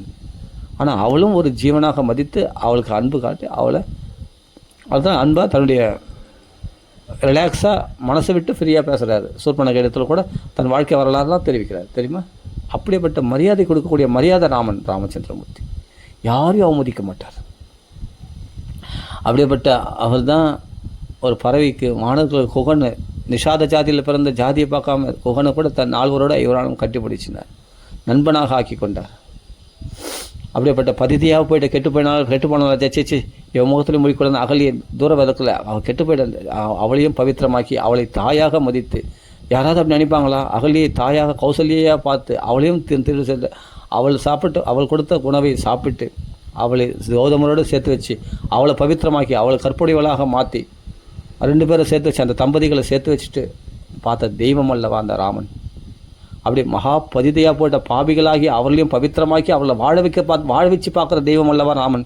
யோசிச்சு பாருங்கள், அவர்களையும் வாழ வச்சு பார்க்குற தெய்வம் அல்லவா ராமன். அது பெண்ணானாலும் சரி அகலியானாலும் சரி, அவள் கெட்டு போனால் அவளை பவித்திரமாக்கி அவள் கணவனோடு சேர்த்து வச்சு பார்த்த தெய்வம் ராமன். அப்படிப்பட்ட வழிப்பறி செய்து கொண்டிருந்த வால்மீகி கூட பவித்திரமாக்கி அவர் வாக்காலே நீ தான் ராமாயணம் சொல்லணும் இந்தா அப்படின்னு சொல்லிட்டு ராமாயணத்தை அவர்களே கொடுத்து வால்மீகி ராமாயணம் அப்படின்னு எழுத வச்சிடல. இதே தெய்வம் தானே. அப்போ தான் உன்னை பார்த்து தான் 4 பேர் வந்து அப்போ நம்ம பாவி ஆகிட்டுமே, நம்மளாம் ராமர்கிட்ட போகிறது தகுதி இல்லை அப்படின்ற நினைப்பு போயிடும். நம்ம பாவியானால் கூட நான் மகா பாவம் பண்ணேன் அப்படிப்பட்ட வால்மீகியை ராமர் சேர்த்துருக்கும் போது நம்மளை ஏன் சேர்த்துக்க மாட்டார்? மகா பாவம் பண்ண அப்படிப்பட்ட கெட்டு போய்ட்டு அகலியை கூட ராமர் தன் திருவள்ளியில் சேர்த்துக்கும் போது நம்மளை ஏன் சேர்த்துக்க மாட்டார் அப்படின்ற தைரியம் உண்டாகும். அகலியும் பவித்திரமாக்கி பதித பாவனை, அது பதிதியாக போனால் அவளை பாவனமாக்கி அவளை வந்து பவித்திரமாக்கி அவளை கற்புடையவளாக மாற்றி அகலியை சேர்த்து கௌதமரோட சேர்த்து வச்சு பார்த்த தெய்வம் தானே. இல்லை சொல்கிறேன், திருப்பி சொல்கிறேன்னு நினைக்காதீங்க. நம்ம ஏதாவது தப்பு பண்ணிட்டோம், நம்ம ஏதாவது பாவம் பண்ணிட்டோம், ஆனால் ராமர்களை வரலாமான்ற ஒரு சந்தேகம் இருந்தால் சொல்கிறேன். அப்படிப்பட்ட பதிதியாக போன அப்படி பாவம் பண்ண அவர்களையும் தன் திருவள்ளியில் சேர்த்துக்கின தெய்வம் தானே. அப்போ நம்மளை சேர்த்துக்க மாட்டாரா? இந்த அகல்ய சாப மோட்சனம், இந்த வால்மீகி கதை, அப்படிப்பட்ட மாரிசன் கூட மரத்துக்கு ராமரை பார்க்க வச்சாராம். வால்மீகி யார்? மாரிசன் பிரம்மராட்சசன், கெட்டவன், ரிஷிகளை பக்ஷித்தவன், பாபம் பண்ணவன். ஆனால் அவனை கூட மன்னித்து அவனை தன் பாலத்தால் வதம் பண்ணி அவனை மோட்சத்துக்கு அழிச்சிட்டார் மாரிசனை, தெரியுமா? அப்படிப்பட்ட ராட்சசோடு எதிராளியத்தில் வந்த விபீஷணன் கூட தன் திருவடியில் சேர்த்து சரணாகதி கொடுத்தவராச்சு. அப்படி ராட்சசன் கூட தன் திருவடியில் சேர்த்து கொண்டவராச்சு ராமச்சந்திரமூர்த்தி. ராட்சசன் பார்த்தாரா ராமர்? யார்? விபீஷணன் தர்மாத்மா, அவனுக்குள்ளே இருக்கிற பக்தி தானே பார்த்தார் ராமர். பக்தியை மதிக்கக்கூடியவர் இல்லவா ராமர். அப்படி நீ பக்தியோடு ராமரிடத்தில் வந்துட்டுன்னு சொன்னால் உன் பாவங்களை பின்னுக்கு தள்ளிட்டு வரான். கதஞ்சித் உபகாரேன்னு நீ பகவானத்து சரணாகதி அடைஞ்சிட்டேன்னா கதஞ்சித் உபகாரனே இதன் ஏகேன துஷ்யதி, நீ வந்து ராமான்னு சொல்லிட்டா, உன்னை சாந்தம்னு சொல்லிட்டா, அந்த ஒன்றுத்தில் பகவான் துஷ்யதி சந்தோஷம் அடைஞ்சிட்டு வரான். இன்ன ஸ்மரதி அபகாரானாம் சதமப்பி, 100கணக்கான அபராதங்களை பின்னுக்கு தள்ளி இன்ன ஸ்மரதி நினைக்கூட மாட்டாராம். அப்படி தன் திருவள்ளியில் சேர்த்துக்கொள்ளக்கூடிய தெய்வம் யாருன்னா ராமன் தான். உன்னுடைய பாவங்கள், அநேக பாவங்களை பகவான் மறந்தே போயிடுவார். நினைக்க ஸ்மரதி நினச்சி கூட பார்க்க மாட்டாராம். நீயா கேட்டால் கூட அப்படி எனக்கு எதுவும் தெரியாதப்பா அப்படின்ட்டு வரான், எனக்கு ஞாபகம் இல்லைன்னு வரான், நினைக்க மாட்டாராம். ஆனால் நீ செய்த உபகாரம், நீ செய்த பக்தி இருக்க பற்றி அதை மறக்கவே மாட்டாரான் ஜென்மாவில். அப்படிப்பட்ட ஒரு கிருதஜ்ஞன், நன்றி மறவாத வரான் ராமச்சந்திரமூர்த்தி. அப்படிப்பட்ட ஒரு கிருதஜ்ஞன். ராமருடைய குணங்களை பற்றி பேசினா அப்படி பேசினே இருக்கலாம். அப்படிப்பட்ட ஒரு தெய்வம் ராமச்சந்திரமூர்த்தி. அவரை வந்து தஞ்சமடையுங்கள், அவர் நாமத்தை சொல்லுங்கள், அவருடைய புகழைப்பாடு, அவருடைய குணத்தை பற்றி பேசினே இருக்கலாம். உன் பாவங்களை பகவான் மறந்துடுவானா? ஆனால் நீ பண்ண உபகாரம், நீ சொன்ன ராமநாமத்தை மறக்கவே மாட்டானா? நீ பண்ணுற கைங்கரியத்தை, நீ பண்ணுற பக்தியை பகவான் மறக்கவே மாட்டானா? உன்னை தலையால் தாங்குவானா பகவான்? உனக்காக உயிரியும் கொடுப்பானா? உனக்காக பகவான் அழுவானா, புலம்புவானா? உன் சங்கடத்தை தீர்த்துட்ட பிறகு தான் பகவான் அப்புறமா ஒரு பிடி சாப்பாடு சாப்பிடுவானா? அப்படிப்பட்ட தெய்வம் ராமச்சந்திரமூர்த்தி. அப்புறமா தான் தன் சௌக்கியத்தை நினைப்பானா? இல்லை உன்னை நினச்சி தான் பகவான் கவலைப்படணும். உன்னை எப்படி கரையேற்றது, உன் துன்பங்களை எப்படி போக்குவது, அதை பற்றி தான் பெருசாக தியானம் பண்ணியிருப்பானா. சீதை நினச்சி ராமர் புலம்பு வந்தது, சீதை நினச்சில்ல, நம்மளை நினச்சி ராமர் நீ கவலைப்படுறன்னா உன்னை நினச்சி ராமர் புலம்பு வரான் லக்ஷ்மணத்தில். எப்படா அவள் கவலையை தீர்க்கிறது, அந்த பக்தனுடைய கவலையை எப்படா தீர்க்கிறதுன்னு அப்படின்னு பிளான் போட்டு இருப்பாங்களாம். தன் தூதர்களாகிய வானவர்களோடு சேர்ந்து பிளான் போட்டு அப்புறமா நம்மளை மீட்டெடுக்கிறதுக்கு முயற்சி பண்ணுவார் ராமர். சீதையை மீட்டெடுத்து முயற்சி பண்ண மாதிரி, சுக்கிரீவனை காப்பாற்றின மாதிரி, தண்டகாரணி ரிஷிகளை காப்பாற்றின மாதிரி, நம்மளை எதிரிகளிருந்து நம்மளை விடுவிச்சு பகவான் ரட்சிப்பாரான். பத்ராச்சார ராமரை விடுவிச்ச மாதிரி நம்மளை விடுவிப்பாரான் கஷ்டங்கள்லேருந்து. கபிதாசரை காப்பாற்றின மாதிரி, கபிதாசர் பிள்ளையை காப்பாற்றின மாதிரி பகவான் நம்மளை காப்பாற்றுவாரான். அப்படியேப்பட்ட ராமச்சந்திரமூர்த்தி அஷ்டமா சித்திகளையும் அள்ளி கொடுத்துருவார். சமத்த ராமதாசர் அவ்வளோ வீர சிவாஜிக்கு சேனைகளுக்கு அவ்வளோ சாப்பாடு போட்டார். ஏன்னா ஸ்ரீராம் ஜெயராம் ஜெய் ஜெய் ராமநாமத்தை சொன்னதுனால. ராமர் அப்படி அஷ்டமா சித்திகளும் ராமநாமத்தினால் கிடைச்சிடும், ராம பக்தியால் கிடைச்சிடும். அதே மாதிரி சகல சௌக்கியங்களும் குடும்ப விருத்தி லோக சௌக்கியம் கிடைச்சிடும். அப்புறம் பக்தியை நமக்குள்ளே பிரகாசிக்கும், தீர்க்காயுஷன் அராசரி ஆயுஷம் நீடிக்கும். அதே சொல் நோய் நொடி அரோகதா, ஆஞ்சநேயரை நினைச்சாலே நோயற்றவர்களாக நம்ம மாறிடுவோம். அப்படிப்பட்ட ராமநாமத்தை சொன்ன நோய்கள் எது, எல்லா பிரச்சனைகளும் தீர்ந்து நம்மளை கவலையிலிருந்து விடுவிச்சு நம்மளை ஆனால் ஒரே தெய்வமாக வணங்கணும். ராமன்னா ராமன் மட்டும்தான். அப்படி இருந்தால் தான் அவர் பாதுகாக்க முடியும். நீ வேறு இடத்துல போய் சரணாகதி அடைஞ்சிட்டா நான் அப்புறம் அந்த தெய்வம் பார்த்துக்கும் போது நான் எப்படி பார்த்துக்க முடியும்? நீ கிருஷ்ணரை வணங்குற, வேறு தெய்வத்தை வணங்குறேன்னு சொன்னால் அந்த தெய்வத்தை வணங்கும் போது அந்த தெய்வம் உன்னை பார்த்துக்கும் போது நான் எப்படி ஒன்று பார்த்துக்க முடியும்? அப்படின்னு ராமர் என்ன பண்ணுவார்? கம்முன்னுருவார். கம்முன்னு மாட்டார், ஆனால் பிரயத்தனம் பண்ணுவார். ஆனால் ராமர் நீ பக்தி பண்ணாதானே, நீ ராமரை நான் உன்னை சார்ந்த, நீ என்ன சார்ந்தவனா ஆகாமல் நான் எப்படிப்பா உன்னை நான் எந்த நம்பிக்கையில் உன்னை நான் காப்பாற்ற முடியும்? சொல்கிறது புரியுதா? என்னை திரும்பியே பார்க்காம இருந்தால் கூட நான் உனக்கு எப்போது திரும்பி பார்த்தா நான் செய்யலாம் எதிர்பார்த்துனுக்கிறேன் ராமர். ஆனால் என்னை திரும்பி பார்த்துட்டேன், நீ என்னையே சரணாகதி அடைந்த மாம் ஏகம் சரணம் வச்சு என்னை மொத்தம் சரணாகதி அடைஞ்சிட்டுன்னா உன்னை நான் ஃபுல் செக்யூரிட்டி நான் பார்த்துப்பேன், உன் யோகக்ஷேமத்தை மொத்தம் நான் பார்த்துப்பேன். நீ வேறு ஒருத்தர் சரணாகதி அடைஞ்சு வேறு ஒருத்தர் பாதுகாப்பாக அடைஞ்சிருந்தால் நான் என்ன பண்ண முடியும் சொல்லி பார்க்கலாம். நான் எப்படி உள்ள நுழைய முடியும்? அந்த வேற ஒருத்தர் பாதுகாப்புமா அந்த வேற ஒரு தெய்வத்தை நீ வணங்கியிருந்தால் அந்த வேற ஒரு தெய்வம் என்னை கேட்காதா, நான் தான் பாதுகாக்கிறேன், நீ எதுக்கு நடுவில் வர அப்படின்னு கேட்காதா? அவன் என்ன சரணாகதி அடைஞ்சிருக்கானே, அப்படி அந்த தெய்வம் கேட்காது. கிருஷ்ண வேறல்ல, ராமர் வேறல்ல, புரிஞ்சுக்கணும். இருந்தாலும் ஏக பக்தி விசேஷியதே, ஒரே பக்தி பண்ணுறது தான் ரொம்ப விசேஷமானது. ஆனால் ராமனை தஞ்சமடைந்தால் ராமர் மட்டுமே தஞ்சமடையணும். ராமர் பாரபட்சம் பார்க்குறோம் இல்லை, நீ அதை அழகிற குழந்தை தான் பால் கொடுக்க முடியும். நீ அந்தளவுக்கு பிடிவாதம், ராம பக்தியில் பிடிவாதமாக இருந்தேன்னு சொன்னால் உன்னுடைய யோகக்ஷேமத்தை பகவான் பார்த்துப்பார். தீவிரமான பக்தி யோகின்னு தீவிரமாக பக்தி பண்ணு, நிச்சயமாக உன்னை பகவான் பாதுகாப்பான். ராமரை தவிர வேறு தெய்வம் தெரியாமல் எப்படி சீதை ராமனை தவிர வேறு தெய்வம் திரும்பி விஷ்ணுவை எங்கன்னா வணங்கினாளா? அந்தம்மா நாராயணனை வணங்கினாளா? இல்லை நரசிம்மரை வணங்கினாளா? யாரையும் ராமரை மட்டும்தான் வணங்கினா சீதை. அது மாதிரி ஆஞ்சநேயர் பாரு, ராமரை தவிர வேறு தெய்வத்தை வணங்கினாரா? கிடையாது. அதுபோல் இருக்கணும். அந்த ராம பக்தியில் இருக்கிறவங்க ராமத்தை தவிர வேறு எந்த தெய்வம் தெரியக்கூடாது. அப்படி இருந்துட்டுன்னு சொன்னால் உன்னுடைய மொத்த பாதுகாப்பையும் பகவான் பார்த்து பகவான் செய்வான். உனக்காக அழுவான், உனக்காக பகவான் பிளான் பண்ணுவான் என்ன செய்யணும்னு. உன்னுடைய காரியத்தை முடித்து கொடுக்கறதுக்கு பகவான் முழு முயற்சி பண்ணுவான். சீதை ஆடியதுக்கு பிளான் பண்ணி என்ன பண்ணான், பாலம்லாம் அமைச்சு எப்படி ராவண வதம் பண்ணி தூது விட்டு சீதையை பக்குவப்படுத்தி தன் திருவிழில் சேர்த்து கொண்டாரோ அது மாதிரி நம்மை பக்குவப்படுத்தி பகவான் தன் திருவிழில் சேர்த்துக்கொள்வான். ராமரை மாதிரி ஒரு தெய்வம் உலகத்தில் வராதுங்க. ராமர் மாதிரி ஒரு தெய்வத்தை நீங்கள் பார்க்கவே முடியாதுங்க, சத்தியமாக சொல்கிறேன். ராமர் மனுஷன் சொல்கிற மனுஷன் மூலமாக தான் நம்ம நிலைக்கு அவர் இறங்கி வந்தது. காரணம்னா அவர் நிலைக்கு, தெய்வ நிலைக்கு நம்மளை உயர்த்தத்துக்காக தான் அவர் மனுஷ நிலைக்கு இறங்கி வந்தார். நம்மளை மாதிரி அவரும் கஷ்டப்பட்டார், நம்மளை மாதிரி அவரும் துன்பம், நம்மளை மாதிரி தாய் தந்தை இழந்து கஷ்டப்பட்டார், நம்மளை மாதிரி சொத்து சுகத்தை இழந்து கஷ்டப்பட்டார், நம்மளை மாதிரி மனைவி இழந்து கஷ்டப்பட்டார், நம்மளை மாதிரி கஷ்டப்பட்டு எதுக்காகனா நம்ம மாதிரி நாம அதே போல் மனைவி இழந்து கஷ்டப்படல நம்மளுக்கெல்லாம் ஆறுதலாக இருக்கிறதுக்காக தான், நமக்கு அந்த துன்பங்களை எல்லாம் போக்குவதற்காக தான் அவர் நம்ம நிலைக்கு இறங்கி வந்து கஷ்டப்பட்டார். நம்ம கஷ்டங்கள்லாம் போக்குறதுக்காக, நம்ம பாபங்கள்லாம் ஏற்றுக்கொள்வதற்காக, நம்ம பாபங்கள்லாம் அவர் ஏற்றுக்கிறதுக்காக. அவர் நம் பாபங்களை சுமந்து அவர் துன்பப்பட்டார். அவருக்கு ஏது பாவம்? பரபிரம்மமாகிய ராமருக்கு ஏது பாவம்? பாவத்தினால் தானே துன்பங்கள் ஏற்படும். அப்போ அப்பாவை இழந்தது, நாட்டை இழந்தது, மனைவி இழந்தது, துன்பத்தை அனுபவிக்கிற அவசியம் இல்லைன்னா நம்முடைய பாவங்களை அவர் ஏற்று சுமந்து அதெல்லாம் அனுபவிச்சுட்டாராம். அதனால் நீ ராமநாமம் சொல்கிறதுனாலே என்னென்னா உன்னுடைய பாவங்கள் எல்லாம் ராமர் ஏற்றுக்கொண்டார். நீ சௌக்கியமாக உன்னை வாழ வச்சு, எப்படி சுக்கிரனை சௌக்கியமாக வாழ வச்சு தான் சீதை நினச்சி புலம்பி நின்றாரோ அது மாதிரி தான் கஷ்டப்படுவாரே தவிர உன்னை சௌக்கியமாக வாழ வைப்பார் ராமர். அப்படியேப்பட்ட தெய்வம் ராமர்.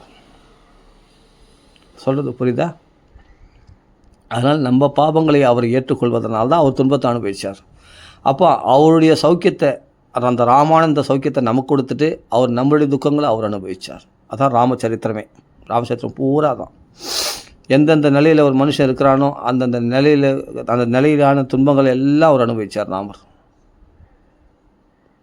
சரி, ஓகே. அதனால் நம்ம எந்த சூழ்நிலையிலையும் ராமர் பார்த்தா நம்ம சூழ்நிலையில் ஏதோ ஒரு கஷ்டத்தில் இருக்கிற அந்த கஷ்டம் ராமருக்கும் அனுபவிச்சிருப்பார் பார்த்தா.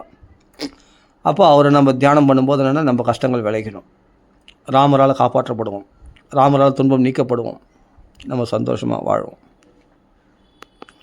அப்படிப்பட்ட தெய்வம் தான் ராமர். ராம ராம ராம ராம ராம ஸ்ரீராமநாம சங்கீதம் கி ஜெய், ஸ்ரீராமாயண பகவான் கி ஜெய், ஆஞ்சநேய சுவாமி கி ஜெய், சவரசாதமல்லி கி ஜெய், ராம ராம ராம பூர்த்தி பண்ணிப்போம். ராம ராம ராம ராம ராம.